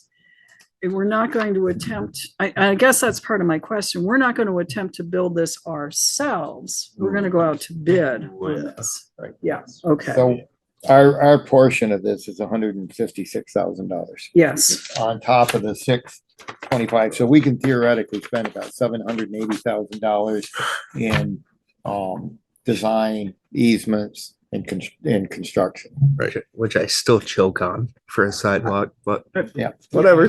But if we can do this and get a road down off of Aldi's to Cranberry. I say we make JP pay for the damn sign. Because it's So the choices between us are, do we sign this and move ahead or send it to Kevin? It's a pretty standard contract. I think Kevin's gonna, I mean, he can't make changes that they're gonna. one thing he did ask about when I chatted, I mentioned that this had come in, he said, are we sure that we have permanent easements if we are trespassing on anybody's property, including the state of Vermont, because it's close to the state highway?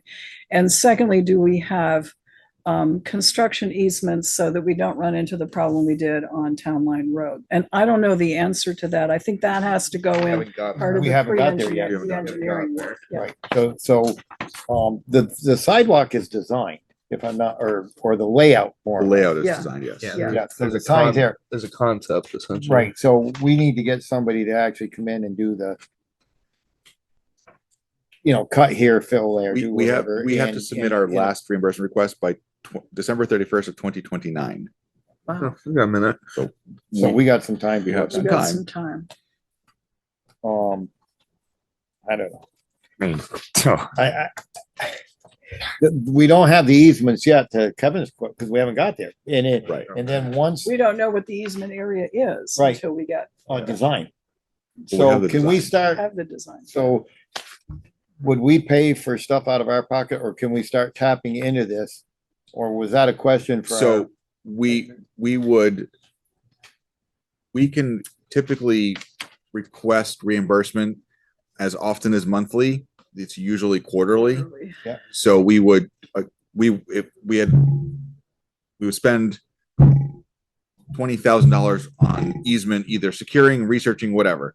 And we sent them, here's our expenses, here's our proof of payment. And they say, thank you very much. And they give us back $20,000. Do they give us the whole 20, or do they give us 80%? We have to pay 25 No, they give us the whole thing. until it's gone. Yeah. And then after that, we're on our own. Yes. Yeah. Okay. So somewhere in a highway budget or somebody's budget, Yes. or out of the capital improvement, we've got to come up with about 160 grand. Well, we've used And up if- capital improvements, right, so it's but gonna we- have to be the what- highway what- budget next. Well, we've got a couple, We do. we've got almost 5 years. Yes. Yeah. So we can I would figure on maybe construction around 2025. By then, the dust should have settled from all of the whatever, and we may be able to set aside this money, Yes. earmark it in the capital improvement. But I think Potentially, yes. Construction will probably be 2025 because Yeah. it's gonna take So- all next summer to do engineering and get it out to bid. I'm And get guessing the just, easements if just we trying need to make sure we have all the easements signed Yes. from beginning to end Yes. is the first thing we're gonna do. Yep. So, what, not after it's built?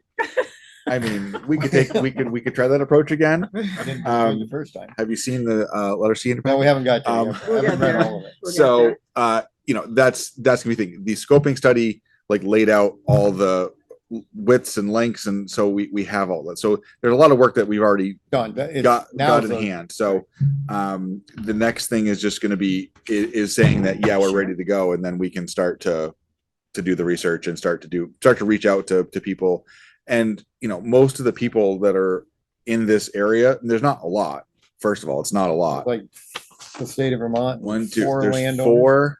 There's Comcast, two, three, four, And- 5 commercial, Yeah. and 1 residential, And the state of Vermont. and the state of Vermont. Right. So, And the state's kind of already been part of this. well, Well- they gave us the grant, so Well, one can't assume anything, Not even by within state, the no. Agency of I Transportation. have So, seen yeah, agencies Yeah. in the Yeah. state, but So it I could doubt take that. some Doubt time. that'll happen. yeah, I think Mr. Twitters is one of the ones that's going to get affected the most.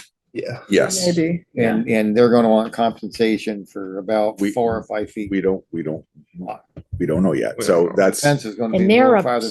than- they're selling that place. I think I sort of, Yeah, but somebody's going to get encroached agree. upon there. We're going to, the fence think- where the fence is going to be like the middle of the sidewalk. I think like Comcast and Pratico's, those are gonna be easy ones. Yeah. Yeah. Like I don't think we're gonna have much issue with. Yeah, with the- that. so The what's your, residence is what's just, your pleasure with this? What do So- you want to do? Sign it. sign it. Let's go. You have, There's a motion to, So move. Mary, I don't in know, in your I'll green second Kurt's folder motion. Sure. are Somebody- just the somebody- signature yeah. pages to Okay. make it easier for you. Aye. okay. So motion's been made by Joey, seconded by Kurt to sign the State of Vermont Standard Grant Agreement. This is for JP's sidewalk, the route We all Seven sign dollars. bill or just one? doesn't look at. One.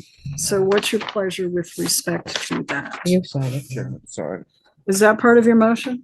Yep. Chair signs? Okay, motion's been made and seconded.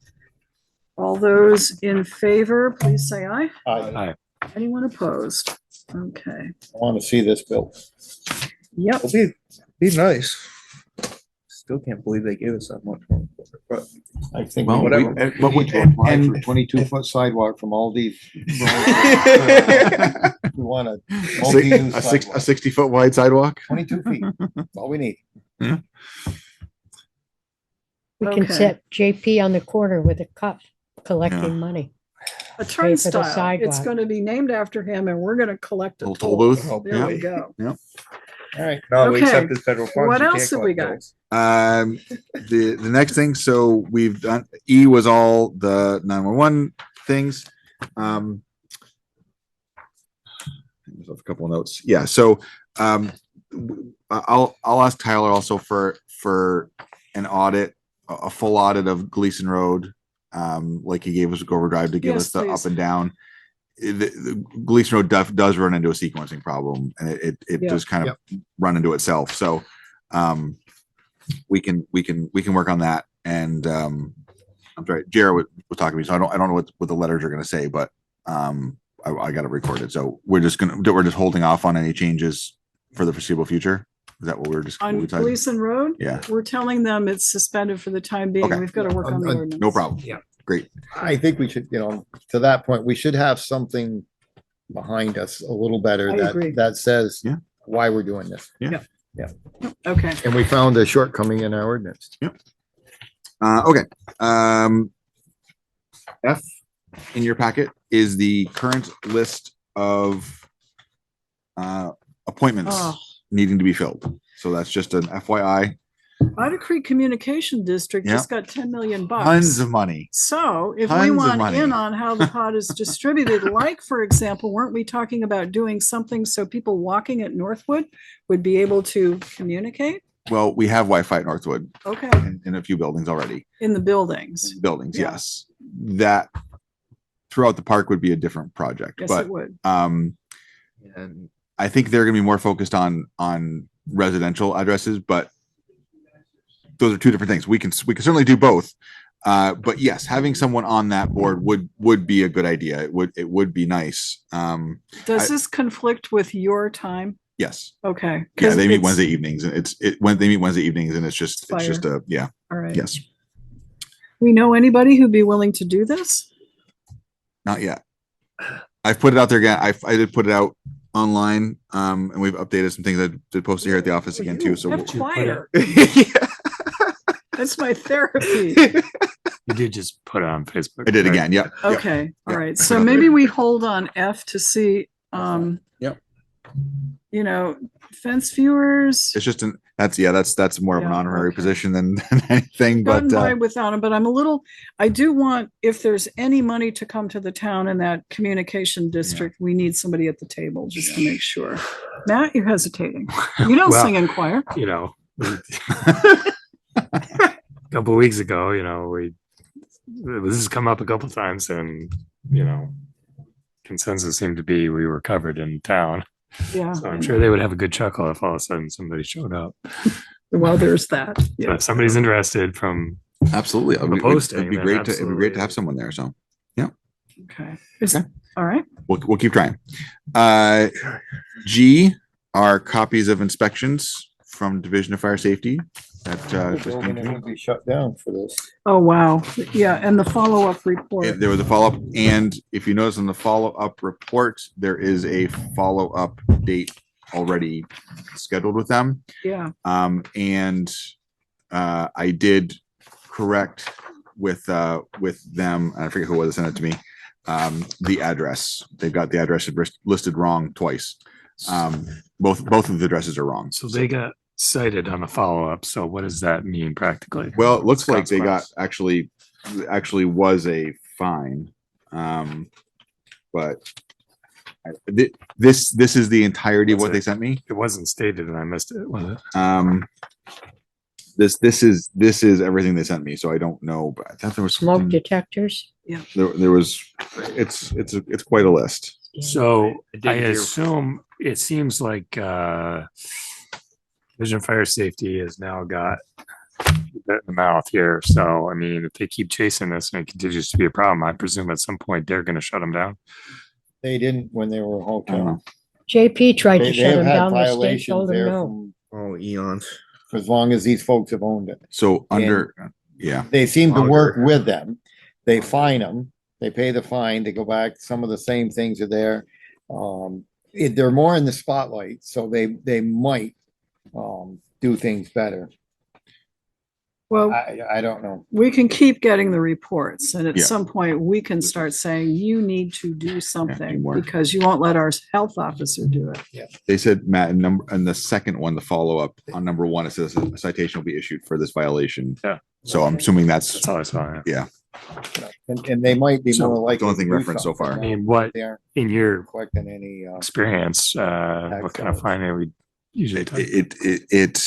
I've never been part of that finding window, but it usually depends upon the severity and the length. So, Yeah. so Like, I mean, I'm glad. what's I the- mean, this is what are one the of few times ballparks they we're send us a talking? report. I really don't know. We don't know if we're talking I can hundreds ask or them. thousands.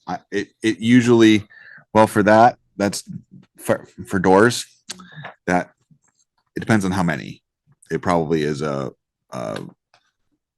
math problem. So depending on how many doors they have that don't work, there could be more than that. But I can follow up with them and see if they'll elaborate on what that means. Well, the first one was multiple. The second one said observed at least 4 fire doors that did not securely latched. So, Yeah, I mean, I'm curious to know if there are teeth here and if there are real consequences. yeah. I don't know. Well, the 489 occupants, I'm assuming that's max capacity. It's a lot more than we've heard about in the last couple times we've asked.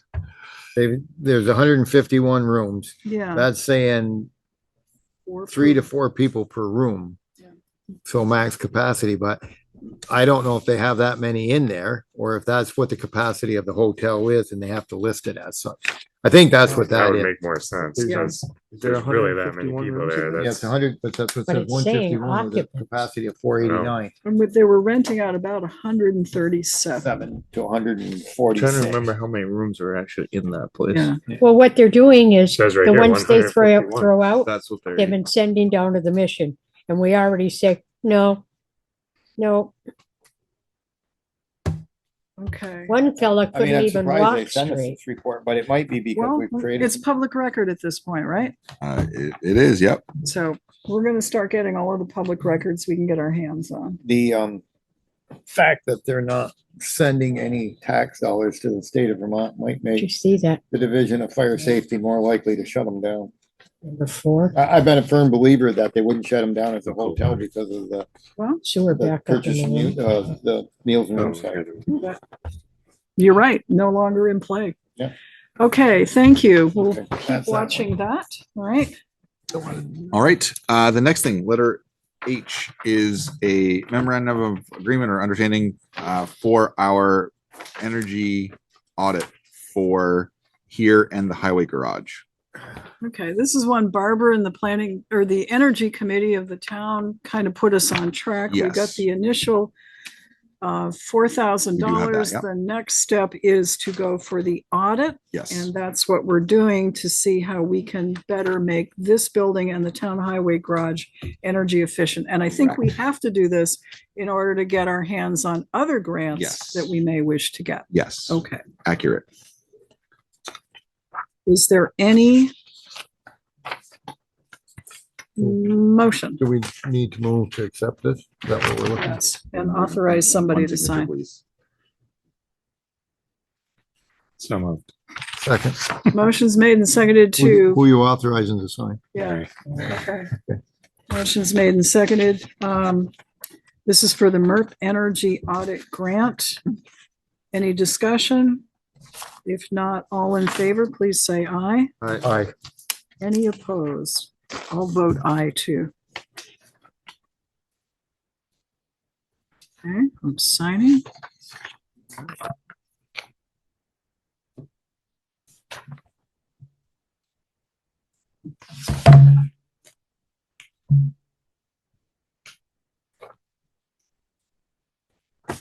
Okay, what's next? Next is a copy of the agreement. I've been checking regularly and not nothing. So, Okay. All right, next. next in the packet, the letters yes. for the Dyer Road site visit. I'm still waiting for United Ag and Turf for their certified receipt to come back, but I've received the other two so far. So how many folks do we have down there, Bill? It's Dyer Road is the I'm sorry, the Mondellas they have a representative. Yeah. And United Ag and Turf. And then in Kevin's communication, we have to notify the Forestry Service that we're discontinuing a road in case they want to use it as a trail. So that's why there's the 1-2 National Life Drive. Okay. That's the notice for that one. Okay, So gotcha. that's Yeah. the oddity for that one. When does hunting season finish? 26. Day before. Okay, good. You don't need to come dressed in orange. Okay. Just wanted to make sure. Can't hurt. Can't hurt. Okay. Just mark the dates, because You can report a deer up to 48 hours after you shoot it. The next one, K, is another grant agreement, more federal funds. This one is on behalf of Andres. This is one we sent him after, which we were awarded. This is $200,000 for projects. So I had a meeting earlier today that reviewed this for us. That was with the state, with Watershed Consulting. We kind of went over the goals. This is another longer term one. We have, I think this is 3 years or 4 years again. This allows us to do. They were going to try and get me a recap on here, but we should end up with 3 to 4 projects 100% designed and one maybe 30 to 50% designed using this money. So this would get us a long way toward getting things taken care of. It would be largely used for design. There is a 20% match requirement for this as well. But again, this is over, we have a few years to go through this one. We do have reporting steps, but we went over all that. Nothing complicated. Same reimbursement schedule. It's all very similar to the Route 7 one. So I've got tracking that I've developed for all this stuff. So, but this would be $200,000 to use toward that. If by chance we did it all this year, I'm sorry, it's 250 is the total is 250,000. We have $50,000 match for this one. We have 74,000. You just signed 5,000 tonight, so we have 74,000 left in the stormwater line right now. Okay. So, and that's if we try and do this in 1 year. So This is the design grant. this is the grant can be used for a lot of things. We're going to get the most mileage out of it in design work. Yes. Not to say we can't go down the road and apply for more for construction grants, but this is going to That'll go be next. a long way for This is a scoping study for a yeah. sidewalk, and then we gotta get it built. But this should get us 4 projects fully designed with well underway on a 5th one. So, And we have the projects, obviously. oh, it's part of our MS4 permit. So, oh yeah, they're well identified. Yes. So do we need a motion to have Mary sign this? Yes, please. So I'll make that Second. motion. Motion's been made and seconded to approve this have grant Mary agreement sign it. and have Mary sign it. And in your green folder is the signature pages. So any discussion? If not, all those in favor, please say aye. Aye. Anyone opposed? Okay, motion carries. And this is the municipal energy, no, that's a different one. You already signed that one. Yeah. This grant agreement is, this looks like it. I like that your name's already there. I know, really, Like they we anticipated presume. I did that. This is the ARPA So, CWF. So Okay. you can sign that if we perfectly want, but they're going to send it to you electronically also because they're trying to do everything digitally. So we can have the signed copy here, but you will get a request to sign it digitally. It's the same document. It's just so that way they're not moving paper around. We're going home already. Darn. Okay. Couldn't be too- Okay. Going home already? So,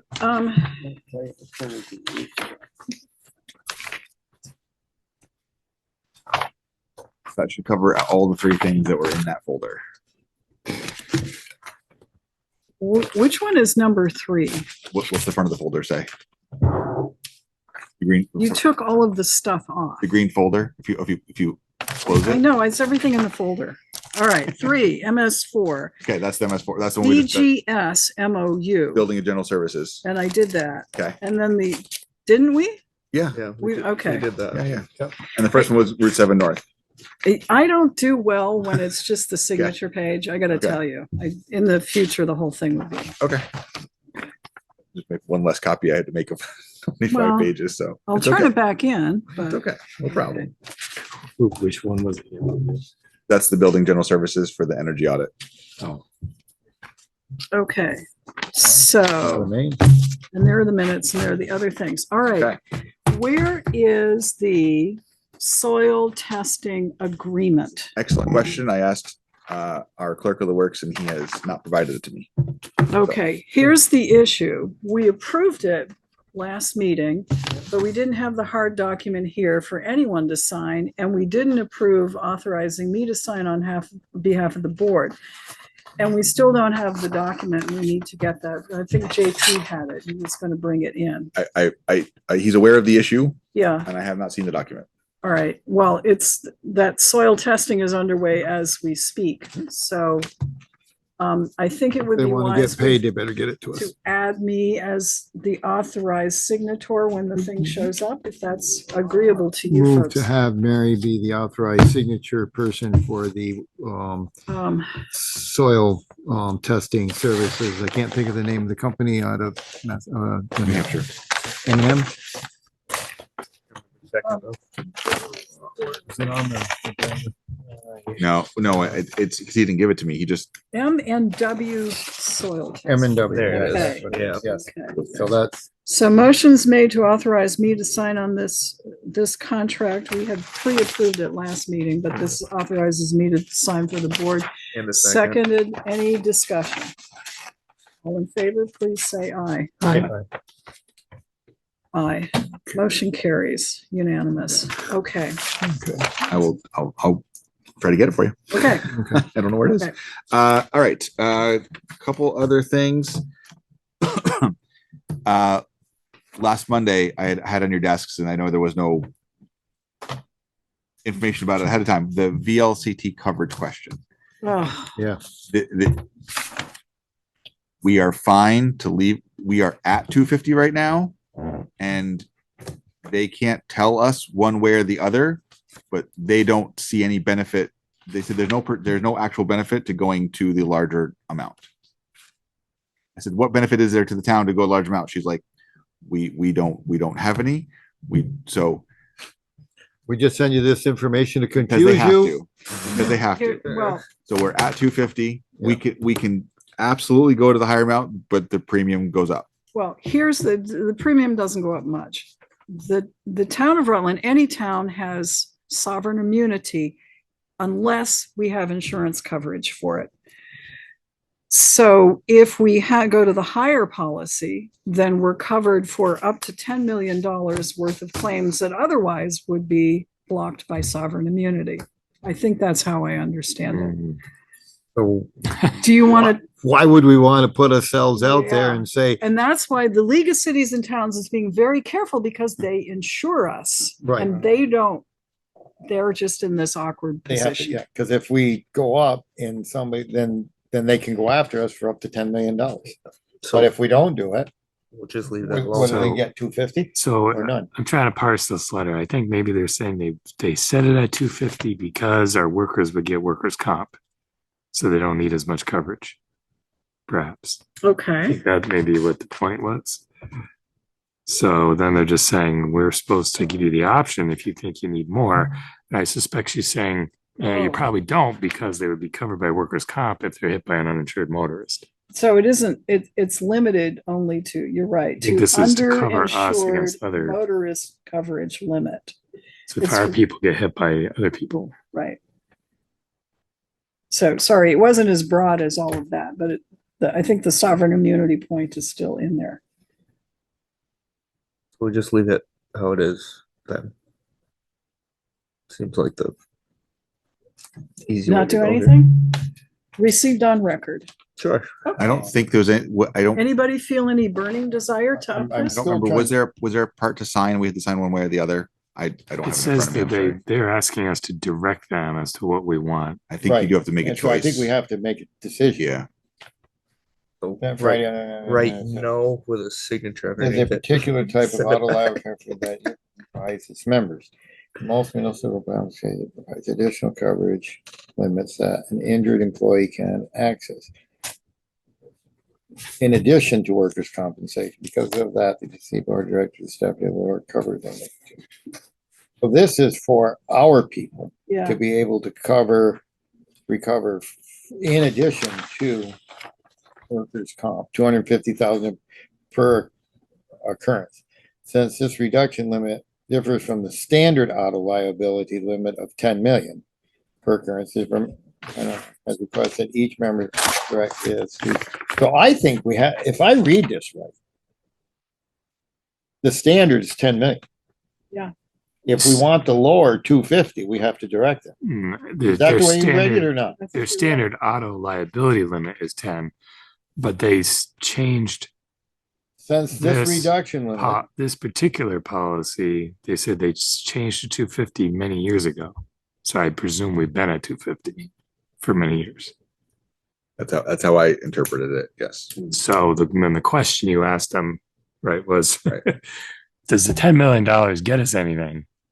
And the answer was not Do really. we have the $10 Really? million? Because it says the standard coverage is 10 million. Ours is 250. Ours is 250. Well, They're saying, I think they're being ambiguous here. I think they're saying it would be a $10 million standard in general.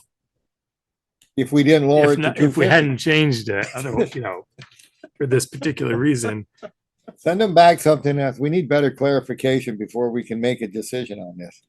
What was the difference in premium again? It was like, I think it was like $400 per year. Approximately $400 annually to go to 10 million from 250,000. I think maybe the 10 million is what we're covered for liability if we hit somebody else. 250 is what we're covered, what we would get if an uninsured person hit us. Right. I think that maybe but it would be helpful if they could really spell this out in terms that way. I mean, for $400, I would protect our people for the 10 million. That's your interpretation of it being a little ambiguous is accurate. It was difficult to kind of nail down an answer to that question, but I did get the strong impression that it was for what other people could come after the town for. And we're either limited to 250 or limited to 10 million. So how come they mentioned the town employees though?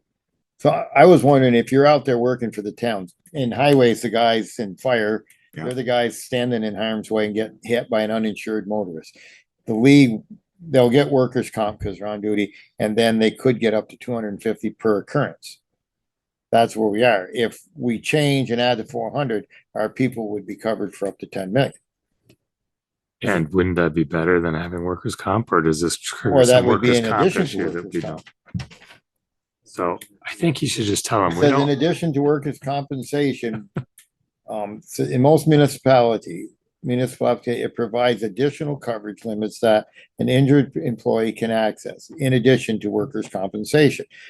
Because of that, people are offered this lower rate of 250,000 per year, since the reduced limit differs from our standard, which is telling me their standard policy is auto liability is 10 million.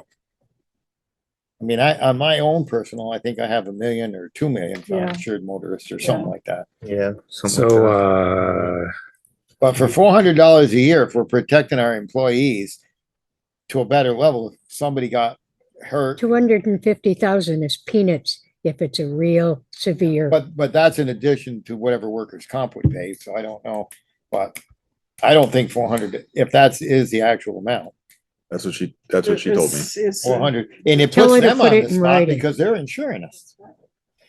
So That's it's why like, they have well, to dance this is around out there if you want it, and this is what it's gonna cost you, but if you don't get it, we'll breathe easier. I don't know. What's your pleasure? You want more So information? so We she need more said it didn't- information? They could not give us, she would not give Ed, me a what do you want? recommendation one You're way a or town another. employee. What do you think? I think if one of the people that works for me puts themselves in harm's way and they get workman's comp, what's that, 75% of your pay, which is tax-free, I guess. And then if they can't come back to work, they can sue the town for 250,000. But they're screwed up for the rest of their life. I don't think that's my personal thing. I've seen other officers. Rick Fitzsimmons got hit by a car. He didn't get that much. I had a stroke 2 days ago. He'd probably be dead next 3 or 4 days because he's on hospice. Spent his whole life paralyzed after being a police officer got hit by a car. All right, I make a motion that we up the coverage to the 10 million, spend the $400. Second. Does that include authorizing me to sign? Authorizing the chairman of the board to sign on behalf of the board and the town. Okay, motion's been made and seconded to go with the 10 million. Any discussion? All in favor, please say aye. Aye. Aye, motion carries. All right, couple other things. We are in the next round of another grant for electric vehicle charging stations for here. As part of that grant has up to $20,000 for electrical infrastructure upgrades to be able to facilitate this, Hmm. which is a very attractive part of this grant. So we're not at any point where we're ready to sign anything yet, but I'm going to they have a list of 6 or 8 vendors that I'm starting to talk to about what they can do. So we're looking at 2 poles, which would be four chargers, but the whole crux of this is the infrastructure in the building. So $20,000 fix that mess downstairs. it would put a big dent in that problem. Yeah. But I need to, my first step, which I need to get to, is Green Mountain Power, talking to them and saying, this is what we want to do. And if we need to upgrade the service to the building, what's that gonna change? So we got to start there and work our way down the proverbial line. So you might want the 400 amp service here. Oh, we go down to Center Rutland Station and get it up here. Right up here. Don't need it down there. So we're still all in planning, but one of the questions I've always had about this, okay, we put these charging stations up there. Basically, the town of Rutland is going to pay for people to come and charge their cars, right? we can charge people to pay. We can charge people to. So we can is there- charge people to charge. So what So is is there, there a a- charging station right there? Yes. So is there a way that like if you want to charge your car, you put in a credit card and when you're Exactly. done charging, we get so much? And we can set the rate. So, $11 over the PMP guns. well, so that. Well, but I've that- often that's- wondered how this works. Absolutely. It's not free. I mean, we could make it free, but that wouldn't seem to be the best idea. He said there were some colleges that put these in that said, yeah, we'll do it for free, and it ended up being a disaster for them. So we don't. You have to be lined up. We would not be. Howard. Yeah, they sure would. We would not be intending to do that. So we would want to cover the costs, and then As long as they pay for the electricity, we get a grant Exactly. to put it in. right. And the benefit to the town is we need a new service from the pole and an upgrade to downstairs. Right. Is the So- grant to cover it all, or is it a match? There is a match. It's a small one though. I think this one's like 5% for municipality. So it's a pretty small number. The money is first come, first serve. So the last time I talked to someone, they said about an hour and a half. That was a long conversation about, I know a lot more about charging station than I used to, but they all know about the grant these are all on the list of approved vendors. So there's like, I think it's 6 or 7 of them. So they're all aware of the grant. They all know what's going on. So that helps some of that process. So I've got some more meetings planned with other vendors to talk to, but that could be a big help for the remodel downstairs, is getting that added in. So, yeah.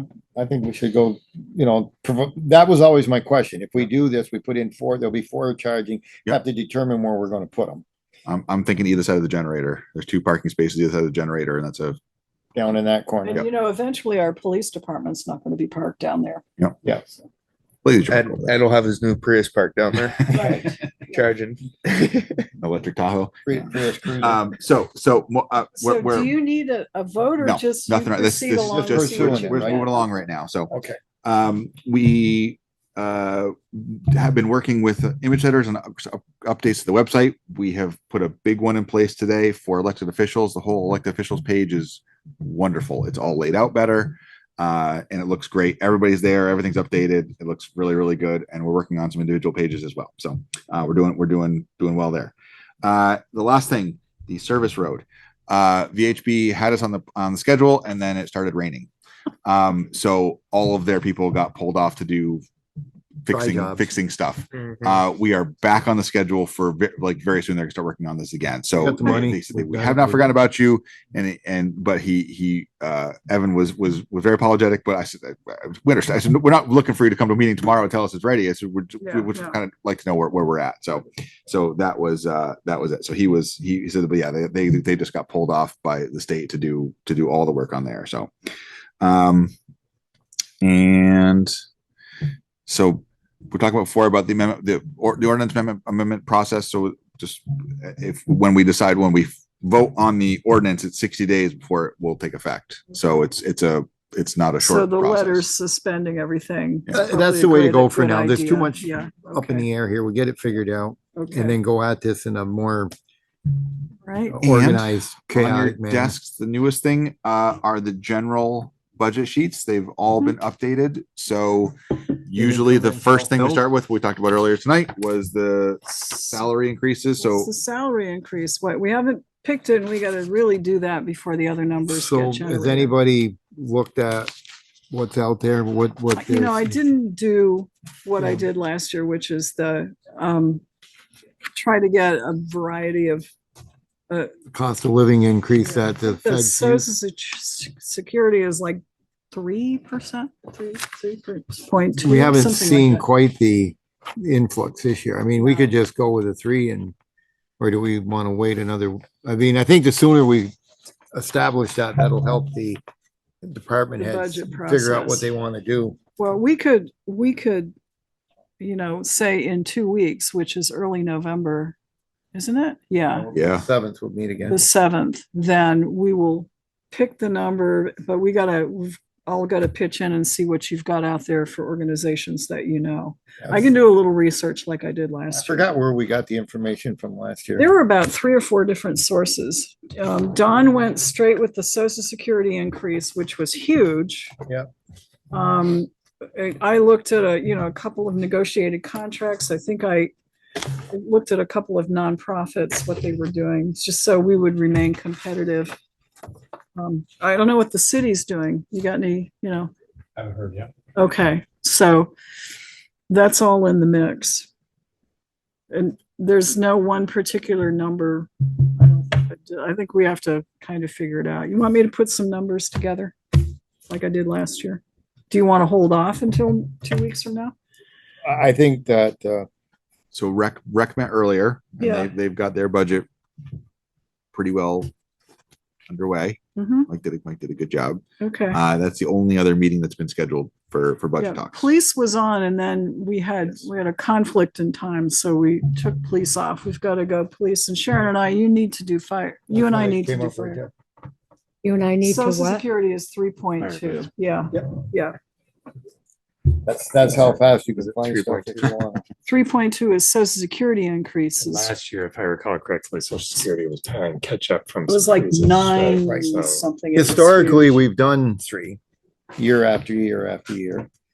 I don't know if that's, huh? There was 2 years back to back there that were pretty high. wasn't We there? went like, Last year was we- 6%. I we did think. 6 last year and 5 the year before. I think that's right. So that's 11 in 2 years, which is, so I'm okay with a 3% increase for our employees. Matches with Social Security. They're kind of probably on the low end of, I don't know what the cost of living increase.